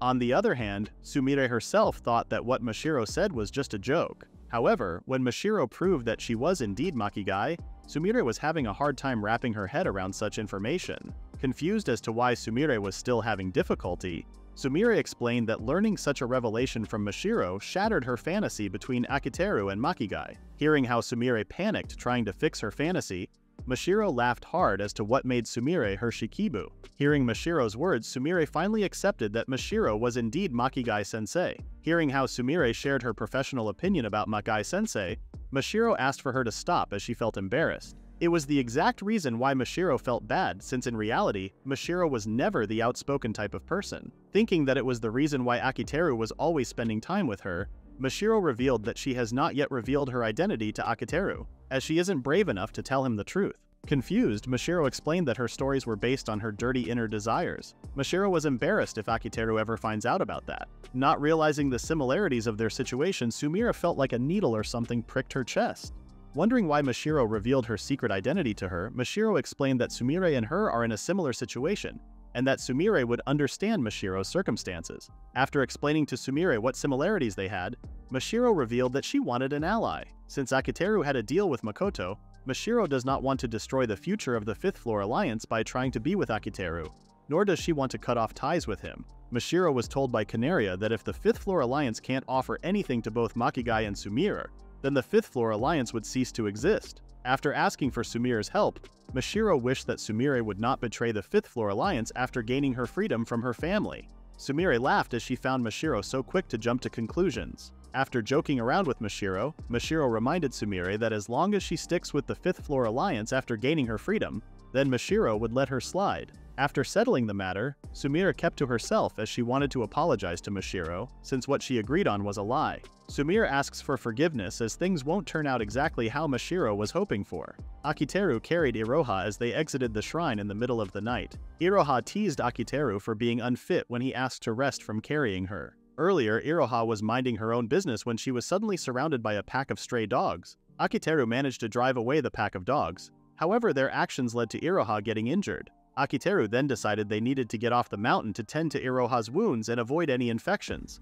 Both became thirsty while walking around the mountain. While replenishing himself with water, Akiteru was confused when Iroha asked for water, but wished to drink from Akiteru's bottle and not a new one. Thinking that what Iroha was about to do was an indirect kiss from both of them, Akiteru had to stop his imaginations to get ahead of him. Seeing how Iroha asked for more water, Akiteru couldn't stop himself from thinking how cute Iroha was. Iroha again teased Akiteru by preventing him from drinking the water bottles and pointing out his lame reactions. Akiteru became confused as he initially thought how annoying Iroha was, but now he thinks of her as very cute. Akiteru decided to change the topic and mentioned that Ozuma might be on his way to help them. However, Iroha was doubtful of what Akiteru said. Iroha explained that Ozuma used to not help anyone, even her own sister. Ozuma only changed after meeting Akiteru, but most of the time, no one knows what Ozuma is thinking. What Iroha was sure of was that Ozuma only wants what's best for her. Akiteru felt sad for Iroha since she spent most of her childhood alone. Iroha would hide her dreams while maintaining her honor student image. Akiteru was sure that if Iroha had a friend that she could turn to, then she would have never been as cornered as she was. Hearing how Iroha describes her brother, Akiteru understood it as he remembered that Ozuma used to be unsympathetic. Ozuma's mind was like that of an elaborate computer, coming up with complicated equations to reach the most correct answer. Akiteru used to think that he was similar to Ozuma. However, Akiteru still relied on his own sentiments to make decisions, while Ozuma was a perfect being of logic and reason. Realizing that a genius like Ozuma was lost among the classroom full of normal people, Akiteru decided to force his way into Ozuma's world and became friends with him. Iroha shared that her brother was slowly changing and realized that it was because of Akiteru when Ozuma brought him over. Curious, Iroha asked what trick Akiteru used on Ozuma that made them become friends. Akiteru just told Iroha that it was a secret. Teaching Ozuma how to properly communicate with others was not an easy task for Akiteru. They searched through libraries and the internet for materials on human behavior. Akiteru also made Ozuma read romantic comedy stories to teach him about the core of human relations, even playing dating sims so that Ozuma could learn the inner workings of the characters while clearing the games. After trial and error, the Ozuma they know today was born. Since Ozuma was a member of the Fifth Floor Alliance, Akiteru couldn't just reveal Ozuma's story to anyone. The real reason for forming the Fifth Floor Alliance was so they could join Honey Place, making the group a comfortable space for all of the members. Everything was for Ozuma's sake. Akiteru knows that his actions were selfish as he involved everyone in their group for such a purpose. Even though Akiteru knows that they are doing this for a good cause, he couldn't help but feel a sense of guilt when Akiteru became aware of his feelings for Iroha. Thinking that Iroha's behavior towards him had no romantic intentions, but rather a call for help, Akiteru can't allow himself to fall for Iroha. Iroha was mad that Akiteru had an annoying personality but still praised him for worrying about everyone. As Iroha patted Akiteru's head, Akiteru wondered what Iroha's reaction would be if he embraced her in the moment. All of a sudden, they heard a rustling sound behind the bushes. Wondering if it were the wild dogs again, Akiteru and Iroha were surprised when Ozuma showed up and congratulated them for becoming a couple. After teasing Akiteru, Ozuma was happy to see them both. Ozuma was worried for Iroha after seeing her injury, but when Akiteru asked for help in carrying Iroha, Ozuma refused as he didn't want to come between Akiteru and her sister. Confused as to what Ozuma came for, he explained that he found the fastest way back to the village for Akiteru and Iroha. All of a sudden, Akiteru heard a familiar sound. Ozuma revealed that he discovered the symbol of civilization that the Kagishi family tried to hide. Ozuma revealed the latest cable car system. While riding the cable car, Iroha wondered if Sumire was okay. At first, Akiteru created the Fifth Floor Alliance for Ozuma's sake, but he himself was surprised when he got Iroha and Sumire roped in. If one day any of the members wishes to pursue their path, Akiteru has no plans on stopping them. That is the reason why Akiteru wishes for Sumire to choose the best solution for herself without him intervening. Worried that Sumire may be discovered in the manor, Akiteru reassured Iroha that it was fine since Sumire's life as an illustrator can only truly begin after that happens. Sumire was puzzled that she couldn't find the evidence, even though she thought she caught a whiff of lolicon around the area. Curious about what Sumire meant, she explained that her nose is like that of a Doberman when it comes to videos that are in extremely bad taste. Mashiro had a running theory that the evidence may not just be illegal videos but instead books. Assuming that the evidence is indeed books, Mashiro deduced that those might be hidden inside the cardboard boxes. When Mashiro mentioned her brother and his way of hiding things by covering them with books, Sumire was more surprised to hear that Mashiro had a brother. Mashiro hadn't heard a thing about her brother, but assumed that Akiteru might know since they were friends. Sumire was surprised again after learning that Akiteru had another friend besides Ozuma. Sumire was now worried that her fantasy might get disrupted once again. Sumire found Mashiro's words quite harsh when she mentioned that being friends with her brother would bring misfortune. Realizing that Mashiro had much knowledge about how and where to hide doujinshi, Sumire teased Mashiro for having her own fetishes. Mashiro explained that since her line of work is creating books, she reads any book she wants for reference. When Sumire asked Mashiro if she was scared of revealing her secret identity, Mashiro was indeed afraid but also hurt when lying to everyone all the time. Doing nothing to avoid disturbing the current situation was always the best option for Sumire and Mashiro. Sumire was also familiar with the subtlety of the ever-growing sense of guilt. While investigating the contents of the cardboard boxes, Sumire and Mashiro heard people outside alarming everyone about intruders. Inside the cable car, Akiteru showed a photo of Sumire to everyone, and told them that he plans to send the photo to Sumire's family. However, Akiteru changed his mind after learning more about the Kagishi family. Iroha and Ozuma were now curious about Akiteru's plan in case Sumire gets caught. Seeing how calm Akiteru was, Ozuma guessed that Akiteru is not worried about getting caught. Iroha was now confused, which made Akiteru explain from the beginning. Iroha and Ozuma were surprised when Akiteru mentioned that it was all a lie. To fool the enemy, one must first fool their friends. Akiteru shared that to achieve the best ending, they must first set up the greatest bluff of a lifetime. Sumire and Mashiro were stunned when Ku found them inside the manor. Seeing Mashiro shiver in fear, Sumire acted like a teacher to protect Mashiro. Without hesitation, Sumire told a lie to her grandfather, and then asked how Ku was able to get down off the mountain so fast. Ku revealed how he was able to get off the mountain using his motorcycle. All of a sudden, Ku opened the projector, which surprised Sumire and Mashiro. Ku shared the messages they received from Sumire, organized in chronological order. Based on their analysis, Ku concluded that Sumire does not have a lover, which meant that there would be no trouble for her going through matchmaking. After meeting Akiteru, the Kagishi family information turned to shambles. They then decided to come up with a hypothesis that Akiteru and Sumire were only pretending to be a couple to avoid arranged marriage. Sumire was surprised to learn that Ku was already 100 steps ahead of her, even knowing that she was looking for evidence. Confused about what to do, Ku shared in detail the things that Sumire liked. Ku revealed that Sumire's parents begged him to let Sumire do whatever she wanted. The revelation comes as a surprise to Sumire, as she always knew that her parents have always respected order and would never disobey the rules of the family.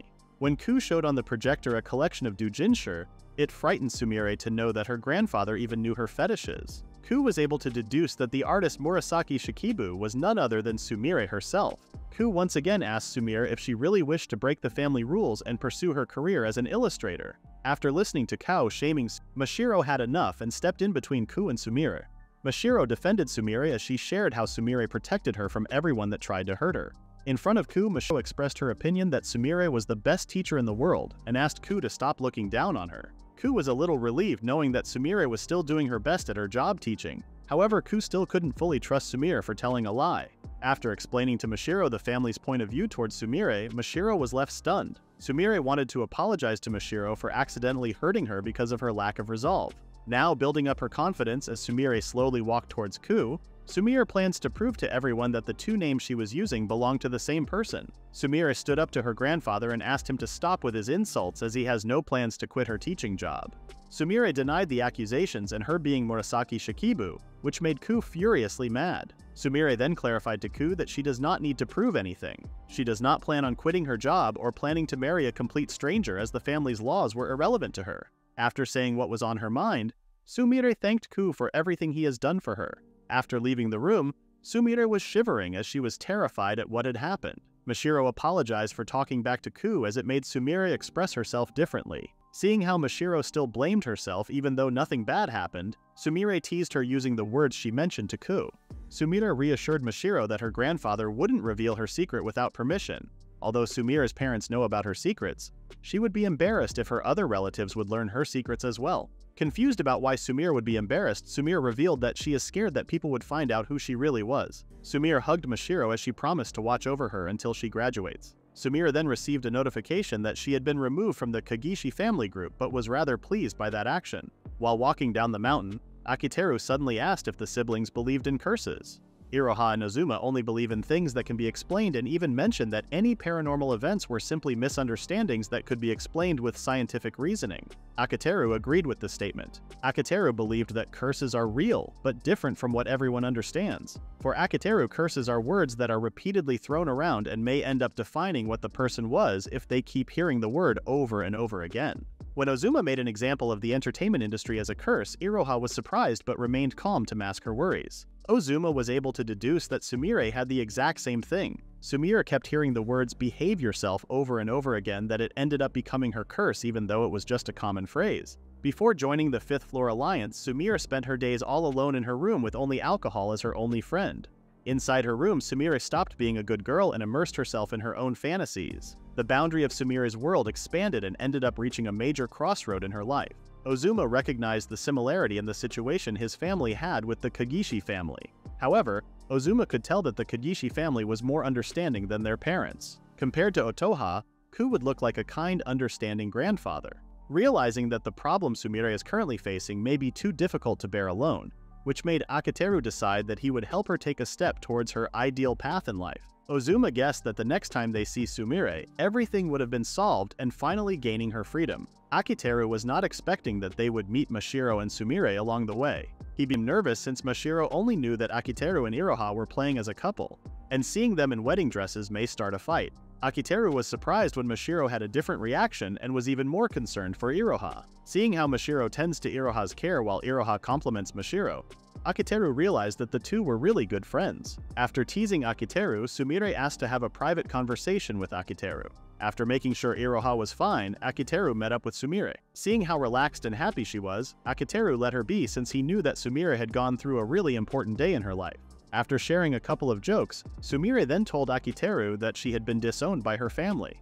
Worried that his plan didn't go accordingly, Sumire calmed Akiteru down and revealed that it was her decision and caused it deliberately. Sumire then asked if Akiteru set everything up so that she would meet Ku in the manor.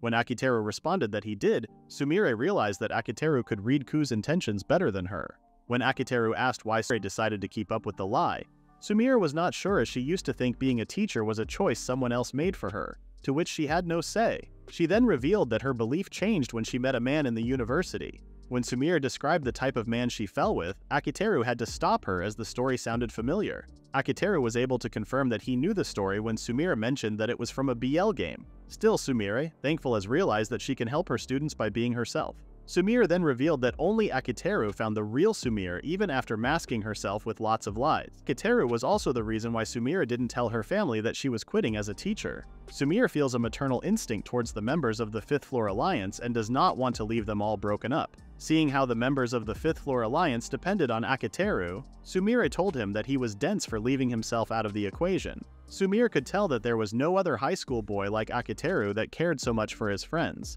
If Sumire plans to continue to work as a teacher, Akiteru found it as a relief that the Fifth Floor Alliance can rest easy. Sumire was surprised when she received a phone call from Midori asking her not to go. After calming Midori down and reassuring her that they will still be in contact, Midori responded and asked why Sumire was removed from the family group, and a person called Murasaki Shikibu was added instead. Sumire was surprised as she then received a notification from her other account that she was added to the group, though she found it creepy that they knew her other account. Sumire then read the message that Ku sent, mentioning the adoption of a new member. Akiteru assumed that it may be Ku's way of showing both his love and anger. Sumire laughed and apologized to Akiteru as they didn't expect Ku's actions. In the end, they had no reason to worry about Sumire cutting ties with her family. After being congratulated by Akiteru, Sumire was now back to worrying about the rest of her family learning the truth.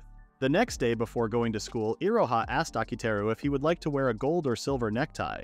Akiteru refused to wear a different necktie since they have a policy at school to only wear a red necktie. Jokingly, Iroha revealed that she had accidentally spilled juice on the necktie and it was currently inside the washing machine. At school, Ozuma greeted Akiteru and was curious why he looked depressed. When Akiteru was about to answer, he was shocked when he saw Iroha instead of Ozuma. Wondering if Iroha was pulling some kind of trick, Akiteru was greeted by another classmate.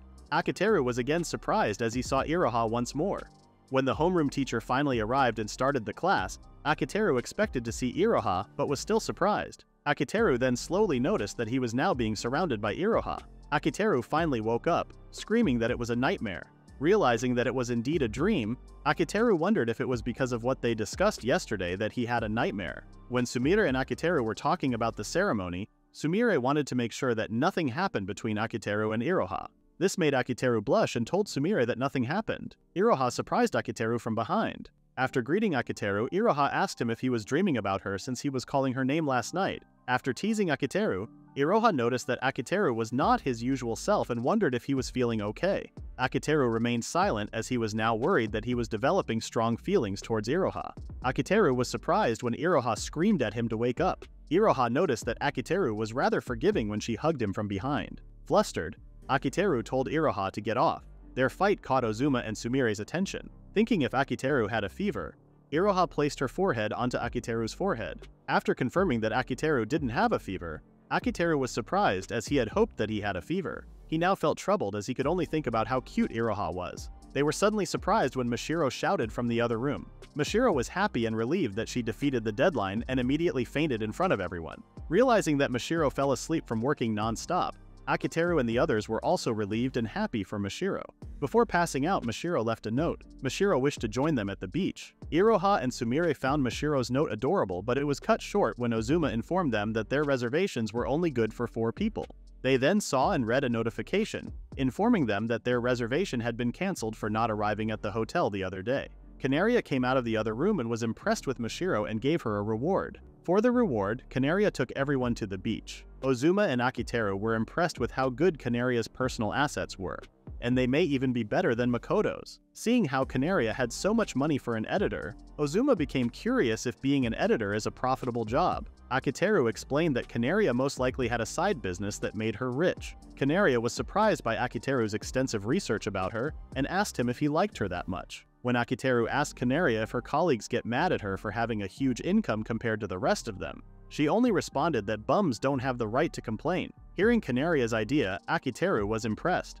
Mashiro asked everyone not to believe in Canaria. She then revealed that Canaria most likely will ask for help to take down the Daitatoku books. Akiteru assumed that with Canaria's background and skill it was enough to take down Daitatoku books. But Mashiro revealed that Canaria's competitors were far stronger than they thought. After boasting about her background, Mashiro revealed to everyone that it was the exact same reason why Canaria was rejected by Daitatoku books. To stop Mashiro from revealing more information, Canaria used Makigai-sensei's first draft and guided everyone to her private villa. Akiteru scolded Iroha for changing the group chat's name. After asking for the admin authority back, Akiteru requested Iroha to talk to the other girls since they are currently changing.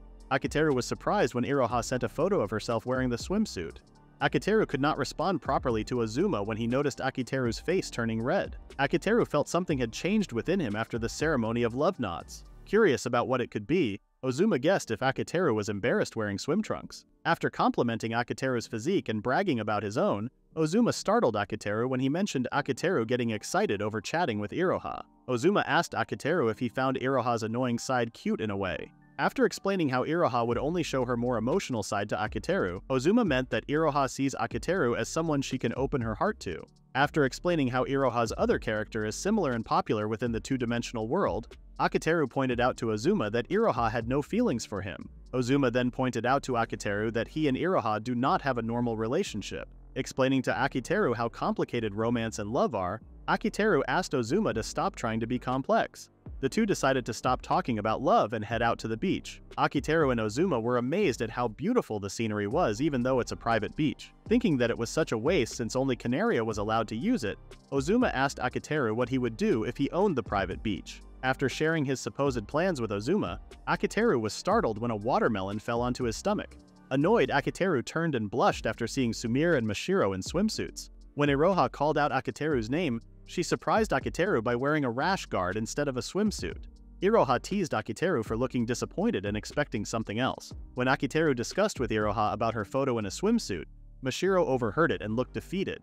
Worried about Iroha's injured foot, Iroha reassured Akiteru that it was fine as she covered it with a bandage. All of a sudden, Akiteru received a message and was surprised to see a photo of Mashiro with her swimsuit. The two then argued when Akiteru responded to Mashiro directly instead of responding to a line message. Overhearing the argument, Sumire became jealous and wanted Mashiro and Iroha's pictures as well. Akiteru then obediently forwarded the photos to Sumire.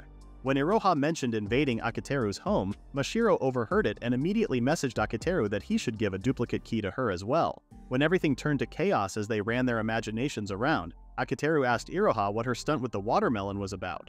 Iroha explained that it was necessary for every summer vacation event. Everyone then started playing melon smashing, and Akiteru was the first player.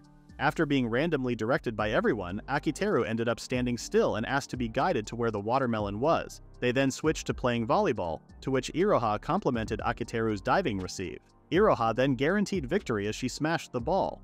After giving Sumire the perfect calculations, Ozuma was mad when Sumire still missed the target. After some time, Sumire finished a sandcastle which impressed everyone. Surprised at how good Sumire was with third-dimensional art, Sumire revealed that she makes third-dimensional videos of her favorite characters, and makes videos out of them. It then made Akiteru curious how Sumire had the time to create videos and accurately guessed that Sumire skipped work to make videos. As everyone was enjoying the view of the sun setting down, everyone felt happy enjoying their day at the beach. Seeing Akiteru, both Iroha and Mashiro asked if he had fun and shared how they had fun with him at the beach. Akiteru knew that he was doing something terrible towards Mashiro for rejecting her, even though she still likes him, while trying to make sense of his feelings towards Iroha. Akiteru was somehow glad that Mashiro wasn't a full-fledged member of the Fifth Floor Alliance. If she were, then it would stir up problems depending on how Akiteru feels about Iroha. Akiteru felt restless because of his feelings towards the two girls. He ended up wondering how he became so annoying. The girls were happy after seeing the delicious foods in front of them. Feeling nostalgic, Kanaria informed Ozuma that Makigai-sensei's manuscript had finally been reviewed. Akiteru was surprised after learning that it was finished, and wondered how Kanaria did it and what methods she used. Seeing that everybody was already holding a drink in their hands, Kanaria then mentioned that they were about to begin. Confused as to what it meant, Kanaria then introduced everyone one by one, informing each of the Fifth Floor Alliance members of their qualities. When it was Iroha's turn to be introduced, she was disappointed when Kanaria mentioned that she didn't know anything about her. After apologizing to Iroha, Kanaria then started the drinking party. And so, everyone's beach party came to a close with the party at Kanaria's estate. During the party, Sumire and Mashiro ended up becoming drunk and talked about different topics to each other. Kanaria was surprised at the hidden talent of the two that only shows up when drunk. Outside, Akiteru was worried about his working time since the detour they took to Kagishi Village and now to the beach took much of their time. The most important goal for the Fifth Floor Alliance was to gain fans. The Alliance mainly earns its income through ad revenue. It was impossible for them to gain enough money to compete against large companies. It was necessary for them to demonstrate their capability through a popular IP. That is the reason why Akiteru and everyone else had to update their stories regularly. Worrying about how to create a strong character, Akiteru was surprised by Iroha with a can of drink.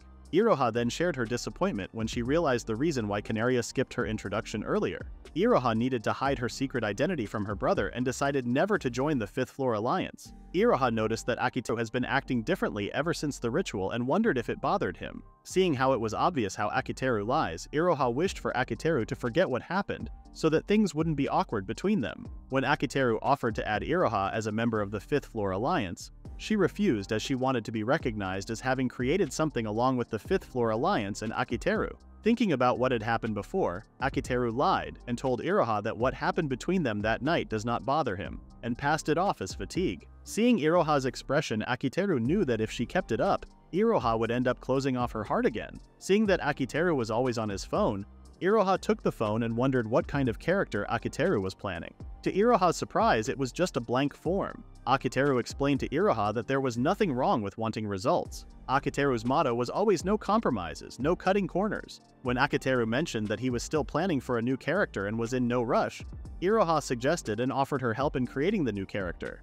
Akiteru was not expecting help from Iroha, but still gladly accepted her offer. The two enjoyed their conversation and forgot about their problems. When coming back inside the room, Akiteru and Iroha were surprised when Kanaria announced that she would be the one who would create the new character. Confused at what happened, Kanaria was able to guess the time schedule of the Fifth Floor Alliance's new character release. When Kanaria mentioned that she already had an idea about the new character and showed it to Akiteru, Akiteru couldn't complain as what Kanaria presented was just too perfect. Iroha protested and told Kanaria it was the Fifth Floor Alliance's decision to make. However, she couldn't respond when Kanaria mentioned that the other members of the Fifth Floor Alliance also agreed. When Kanaria mentioned that she would finish the illustrations within a week, Ozuma was pleased and agreed with Kanaria's plans as he also wanted Akiteru to relax and enjoy himself. The three main members of the Fifth Floor Alliance were in favor of the new character.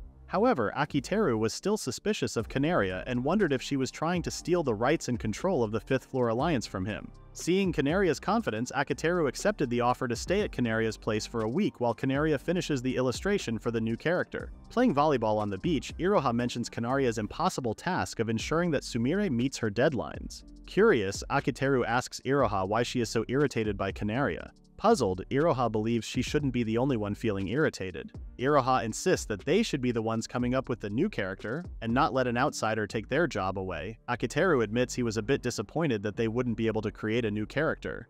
However, after hearing and thinking about Canaria's plan, the group believes it is more fitting and approves of it. Akiteru asks Iroha if she hated Canaria's idea for the new character. When Iroha responds that she did not hate it, Akiteru makes it clear that if they can't come up with a better character than Canaria, their best option is to step aside for now. Knowing Iroha's creative sense, Akiteru believes she would have probably come up with something. Iroha then tells Akiteru that this is not the reason she is upset. What upsets Iroha is that Akiteru isn't bothered by the change. Akiteru does not see the logic behind Iroha's concern, as he believes the Fifth Floor Alliance takes priority above all, and Canaria's plan and schedule are perfect for the Alliance. Iroha voices her concern to Akiteru, saying Canaria made it seem like Akiteru is not needed since she will do his job. After telling Iroha she is just overthinking, Iroha suggests that Canaria may pull her brother and Sumire away from the Fifth Floor Alliance and start a mixed media team with Makigai Namako. When Iroha asks what he would do then, Akiteru tells Iroha he would do nothing as he sees it as the best outcome for the Fifth Floor Alliance. If Canaria really wishes to replace him, Akiteru shares that he couldn't ask for a better replacement than Canaria as the producer of the Fifth Floor Alliance.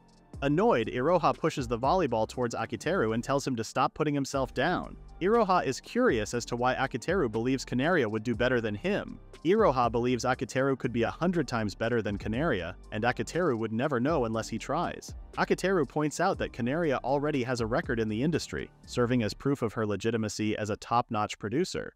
Meanwhile, Akiteru believes he is just some conceited blowhard compared to Canaria.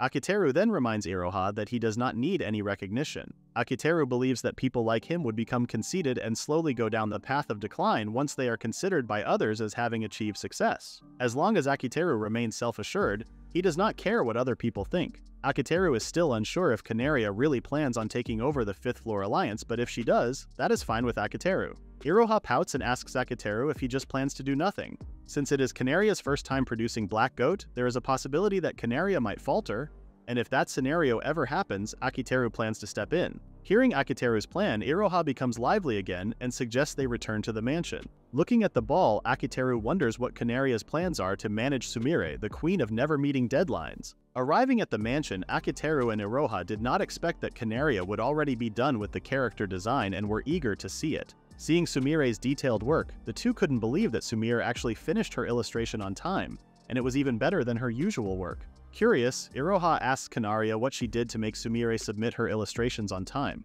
Canaria then asks the two to follow her. Entering a room, the two are surprised to see Sumire so happy with her work. Sumire's room, from the walls to the floor, is all white.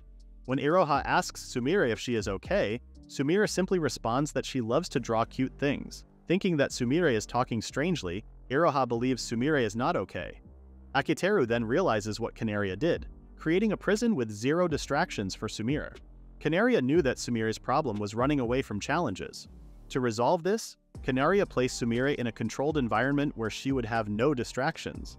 Canaria came up with a simple theory, but taking control over a person's thoughts proves difficult even for her. Canaria then shares that she didn't do much, just placed Sumire inside the room.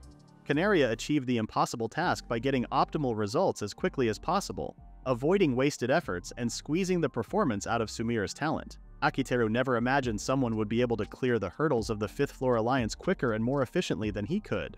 On their second day at the mansion, Akiteru sees Iroha feeding Mashiro. Seeing Mashiro lacking sleep, Akiteru tells her not to push herself too hard. Since they are at the beach, Akiteru advises Mashiro to put work aside and rest for a while.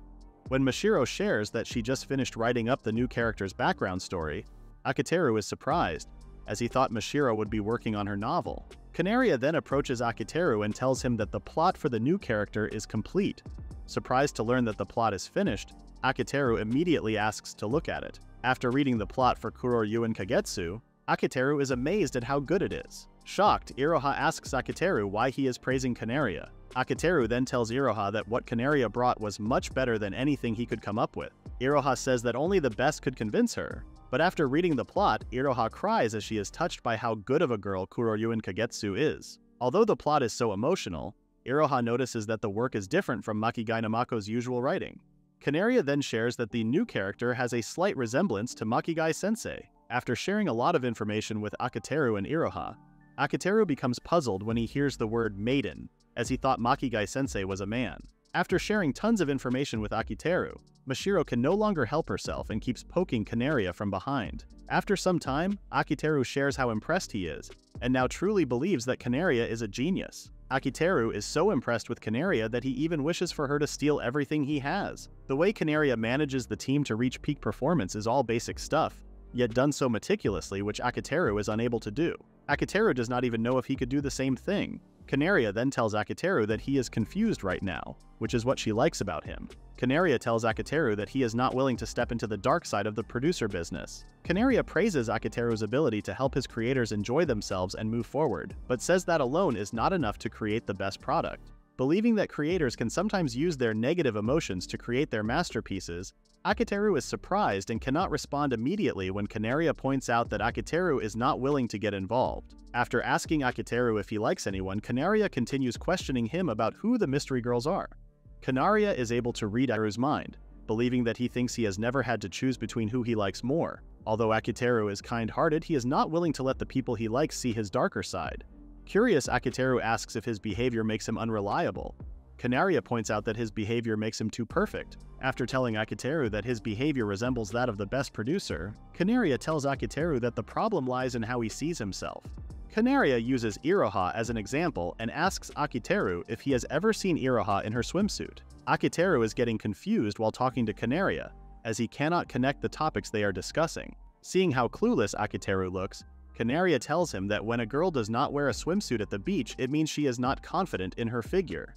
Akiteru believes that Kanaria is incorrect, as he knows that Iroha is always brimming with confidence. After telling Akiteru a sample scenario of someone looking at a person's chest, Kanaria then points out how the way Akiteru behaves around people also influences how they behave around him, which is also Akiteru's biggest weakness as a producer. After sharing tons of information with Akiteru, Kanaria does not expect him to understand right away. She then advises Akiteru to have an exciting adventure with Iroha since they finally have some alone time. Sitting alone, Akiteru thinks about Kanaria's words. The core of the entertainment industry is desire. People desire security and long for approval and pleasure. By keeping that in mind, the Fifth Floor Alliance has stimulated the hearts of many Black Goat players. Akiteru admits that he does not share the same desires as others may have. Akiteru has never been able to understand one of humans' most passionate desires, love. However, ever since the incident at Kagishi Village, an indescribable feeling has slowly been forming within Akiteru towards Iroha. For Akiteru, Iroha is just an annoying sister of a friend, but when he tries to put her into the context of his desires, he does not know what to think of her, or if he wants to think of her at all. Thinking to himself, Akiteru wonders if he was wrong in abandoning his youth and love. Akiteru asks himself if he really is the best person to lead the Fifth Floor Alliance and if there is anything that only he can do. Akiteru also knows that if he answers his own questions, he may lose his place among his group. Iroha tries to get Akiteru's attention by showing him a rare object, but Akiteru remains uninterested. Iroha then tries coming up with interesting topics just to engage in conversation with Akiteru, but he still remains uninterested. Having had enough of Akiteru's attitude, Iroha tickles Akiteru's feet and asks him why he is just staring blankly into space. Iroha then reminds Akiteru of the reason they are at the beach, which is spearfishing. Listening to Iroha, Akiteru wonders how they ended up with spearfishing as the activity. Looking for something to do as a change of pace, Iroha reminds Akiteru of the conversation they had with everyone 3 days ago. Feeling jealous because he is no longer involved with the production of Black Goat, Akiteru feels pathetic. The new content is being made by everyone in the Fifth Floor Alliance, and Akiteru believes he has no right to be upset about it. However, he still can't hide his sadness. Frustrated with Akiteru's mood, Iroha tickles him once again and blames him for ruining their time alone by just sitting down and doing nothing. After apologizing to Iroha for ignoring her, Akiteru shares how he can't stop thinking about the new character. After listening to Akiteru, Iroha asks him to follow her. After some time, Akiteru asks Iroha what they are doing at a far-off location. After telling Akiteru to sit down, Iroha moves closer to him and suddenly speaks some lines that confuse Akiteru. Iroha then translates the words, leaving Akiteru still puzzled. However, after some time, Akiteru realizes that the lines Iroha said were one of Kuroryuin Kagetsu's lines. Iroha then reminds Akiteru how he told her before that once the scenario is finished, they would start recording the voice lines immediately, which is why Iroha has been practicing. Since the script isn't finished yet, Iroha tells Akiteru that the Kuroryuin Kagetsu will be the one that Akiteru and Iroha envision together. Akiteru can't see the point in acting out the scene and reassures Iroha that he is fine and doesn't need to talk about his troubles. Before Akiteru can finish talking, Iroha suddenly slaps him, surprising him. Listening to Iroha speak out the lines, Akiteru asks her if she is just going to keep role-playing. Iroha responds that she will continue until Akiteru shares what's in his heart. When Akiteru insists that there is nothing to share, Iroha continues to speak more lines. After listening to Iroha, Akiteru starts to share his worries. Akiteru thought that if the 5th Floor Alliance didn't need him anymore, he wouldn't mind leaving. However, after seeing what Canaria was able to achieve, Akiteru feels frustrated. He admits how amazing Canaria is and expects no less from a super editor, but he also thinks that the 5th Floor Alliance should be able to bring out their potential without someone of Canaria's caliber. After sharing how he was just jealous, Akiteru immediately tells Iroha to pretend he didn't just say that. Continuing to speak the lines, Iroha's expression changes as she thanks Akiteru for sharing his worries with her. Akiteru believes that Iroha misjudged him and thinks that he is just weak. Insisting on proving Akiteru wrong, Iroha tells him to prepare himself. Back at the mansion, Canaria praises Ozuma for his work. Canaria then informs Ozuma that both the illustrations and manuscript are progressing steadily and expects the 2 tasks to be done by the end of the day. Canaria reassures Ozuma that both Sumire and Mashiro will blow his mind, and all he has to do is wait. After taking off her clothes and being left in just her swimsuit, Iroha tells Akiteru to say something embarrassing. Akiteru gets confused again when Iroha shares how no one at school has seen her wearing a swimsuit, not even her brother. Since Akiteru still doesn't get her point, Iroha tells him that he is the only person who has seen her in a swimsuit. Using herself as an example, Iroha tells Akiteru that he is exceptional since he is the first person to ever see her in a swimsuit. Listening to Iroha's rant, Akiteru smiles and thanks her for the vote of confidence. After confirming that Akiteru doesn't have a heart of steel, Iroha asks why he hadn't talked to her about his concerns before. Akiteru finds it highly inefficient to dump his problems on his team. Iroha points out how Akiteru loves talking about efficiency, and asks if that means he wishes to find the shortest path for every member to be happy. When Akiteru tells Iroha that it is his plan, she tells him that he has already failed miserably at being efficient. Curious, Akiteru asks why. Iroha tells Akiteru that he is also part of the 5th Floor Alliance and his job isn't done if he himself isn't happy as well. Admitting that Iroha may have a point, Akiteru shares how he can't help it since that is how he is. Since Akiteru dislikes praising himself so much, Iroha takes it upon herself to do the things that Akiteru doesn't like. Akiteru tries to ignore his feelings, but Iroha's bizarre, aggressively annoying logic is gripping his heart to a frightening extent. Iroha always stays true to her annoying nature, and although Akiteru finds it irritating, he can't help but find it endearing. Remembering Canaria's words about him running away from his desires, Akiteru realizes he not only has the 5th Floor Alliance but also Iroha as part of his life. Akiteru only wishes that his time with his group wouldn't change anytime soon. After thanking Iroha for showing him the light, Iroha laughs and is glad that Akiteru is back to normal. Remembering how Iroha has tickled him relentlessly before, Akiteru now wishes to return the favor and hear Iroha scream. Back at the mansion, Canaria approaches Iroha and Akiteru and shares some sad news with them. Canaria tells them that both Sumire and Mashiro are in a slump. After calling out all the members of the 5th Floor Alliance, Akiteru announces that they will binge-watch every episode of My Honey Asterisk, and that no one will be sleeping. The others are confused about why they would binge-watch when they have work with a deadline in 2 days. Akiteru explains to the group that since they are currently stuck, it's best to take a step back. Continuing their work may just result in them staring at their desks for hours without making any progress. Watching interesting anime to nourish their brains is a more efficient use of time. Iroha admits that Akiteru's plan sounds logical. However, she believes that it's not something they should apply in their current situation. Akiteru doesn't care if it's not the right time.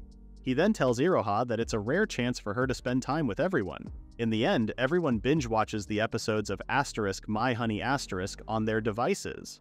While the ladies show some emotion at the death of the character Tomoe, they are a bit annoyed at Ozuma when he only comments on how seamless the CGI of the enemy was. Akiteru shares Ozuma's opinion, believing that the creators deserve praise for producing amazing CGI on a low budget. Normally, the group has their conversations online, but now they're watching an anime they all enjoy and sharing their respective opinions. to the point that some of those opinions clash. The biggest difference is that Iroha would normally only be able to peek into the group's conversations via Akiteru's phone, but now, Iroha has blended right in as a new piece in the crooked sandcastle they've built. Pausing the show, Akiteru believes that everyone has already noticed that episode 10 of the show is their key. Their key lies in the heroine of the show. Mio has been portrayed as a strong girl through and through. Mio treats the MC as a partner but still criticizes him at times. Despite being torn between her love and her duties, Mio never breaks down. However, when the characters finally become official in episode 10, Mio becomes diabetically sweet to the MC. In the previous episodes, each member of the group had a different opinion of Mio, but after watching episode 10, everyone had the same thought. The scene was so cute. Since they want their new character to be as close to all of their ideals as possible, Akiteru suggests that they make her like the character Mio. Iroha suddenly recites the lines of the character, surprising everyone. After hearing and seeing Iroha's sudden change in behavior, the others immediately think that Iroha's portrayal is exactly what they were looking for in the character Kugetsu. Ozuma admits that adding a bit of annoying into the mix would create a character that resonates with everyone the most. Curious, Ozuma asks Akiteru if he had a similar character in the past, and if it reminded him of a certain someone. When Akiteru responds no, Ozuma assumes that Akiteru has had a change of heart. Iroha pulls Akiteru to the side and asks him if they still haven't figured out her secret. After the theater competition, Akiteru was fairly sure that the others would recognize Iroha's acting skills, but he doubts that any of the group would guess that Iroha voiced every character in Asterisk the night the Black Goat screamed. Akiteru thanks Iroha, believing that his plan wouldn't have worked without her. Canaria then voices her opinion about the group being too relaxed when they have a deadline breathing down their necks. Akiteru admits that he is working with a bunch of weirdos. Although everyone has almost no coordination, and one wouldn't even know how the group manages to mesh together, they somehow still do. Akiteru guesses that it's connected with everyone watching the same anime, playing the same games, and bouncing their opinions off each other. The rest of their opinions are just the amalgamation of all their shared experiences. Listening to Akiteru, Canaria finally sees the logic in everyone's behavior.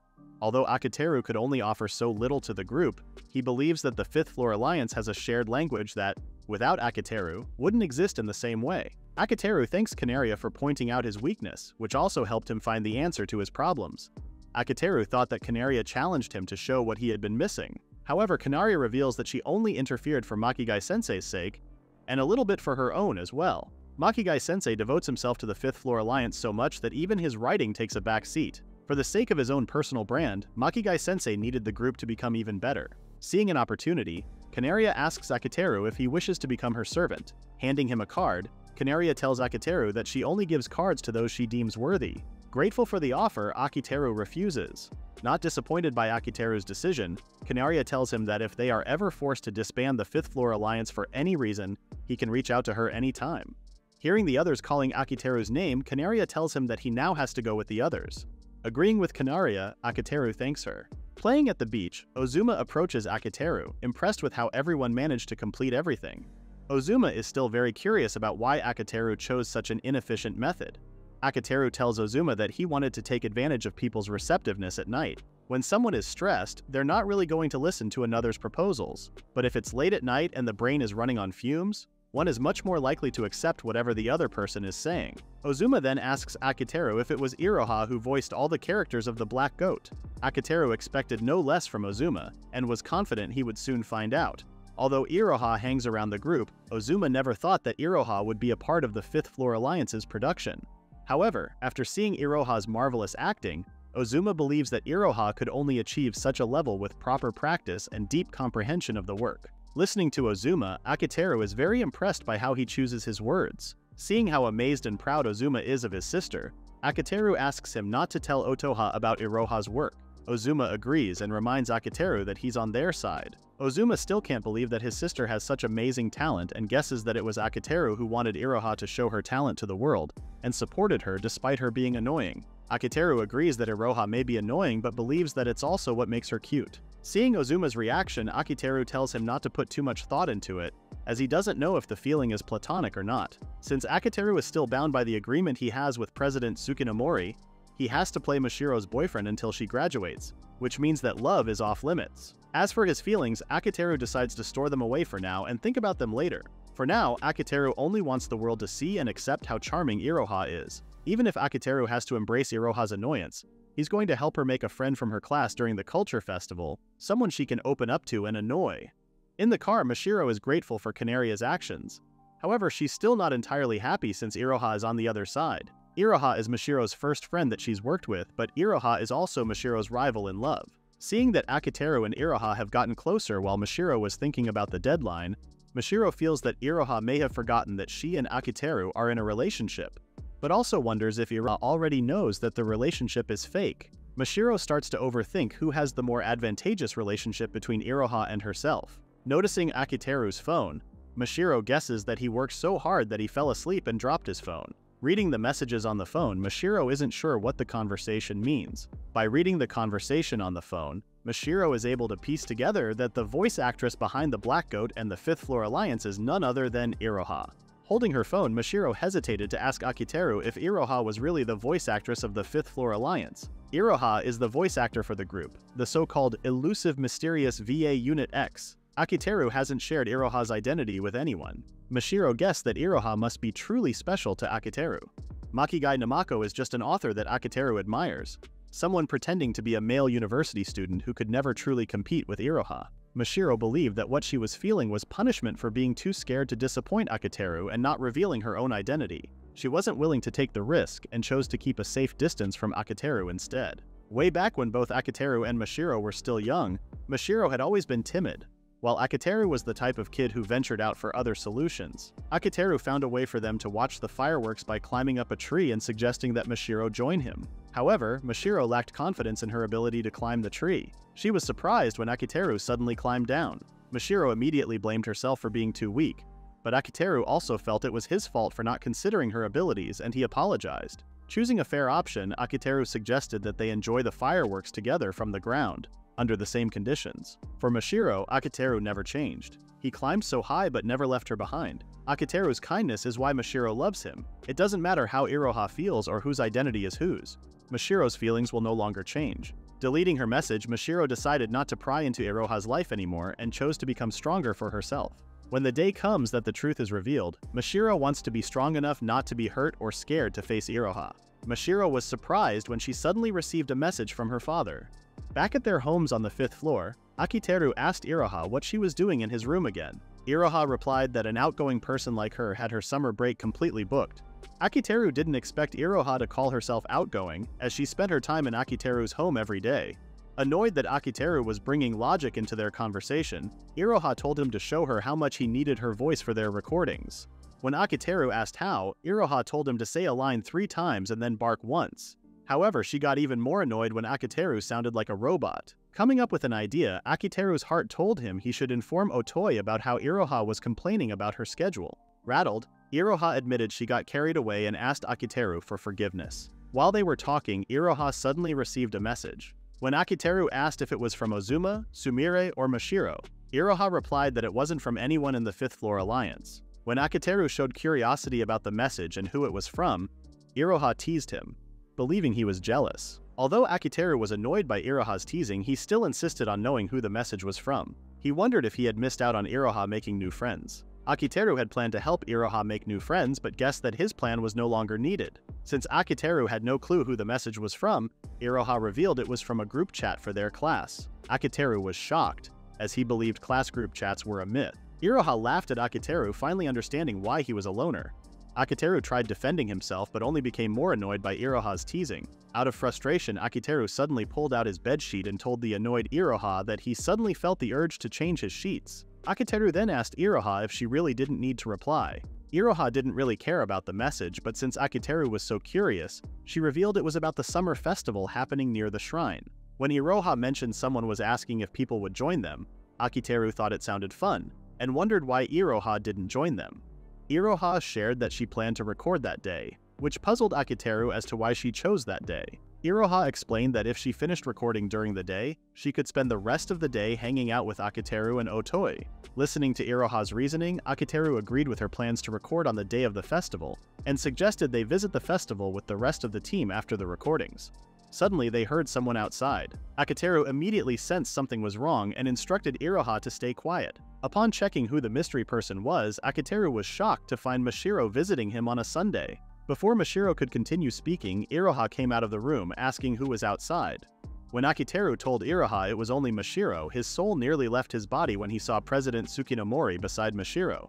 Joking about Akiteru's strange yelp, Akiteru immediately covered Iroha's mouth and asked her to stop talking. Finding the situation dire, Akiteru told Iroha she needed to leave his house immediately. Akiteru had made a deal with President Tsukinomori. For the 5th Floor Alliance to join Honey Place, Akiteru agreed to be Mashiro's fake boyfriend until graduation. Additionally, he was forbidden from having a real girlfriend. Afraid the president would find out about Iroha, Akiteru told her to return home, promising to fill her in later. Finally opening the door for President Tsukinomori and Mashiro, Akiteru asked the reason for their visit. President Tsukinomori had come to test if Akiteru and Mashiro had what it takes to be a convincing fake couple. Both were shocked by the president's words. That is the end of the recap at Chapter 40. Please read the pinned comment about the next part.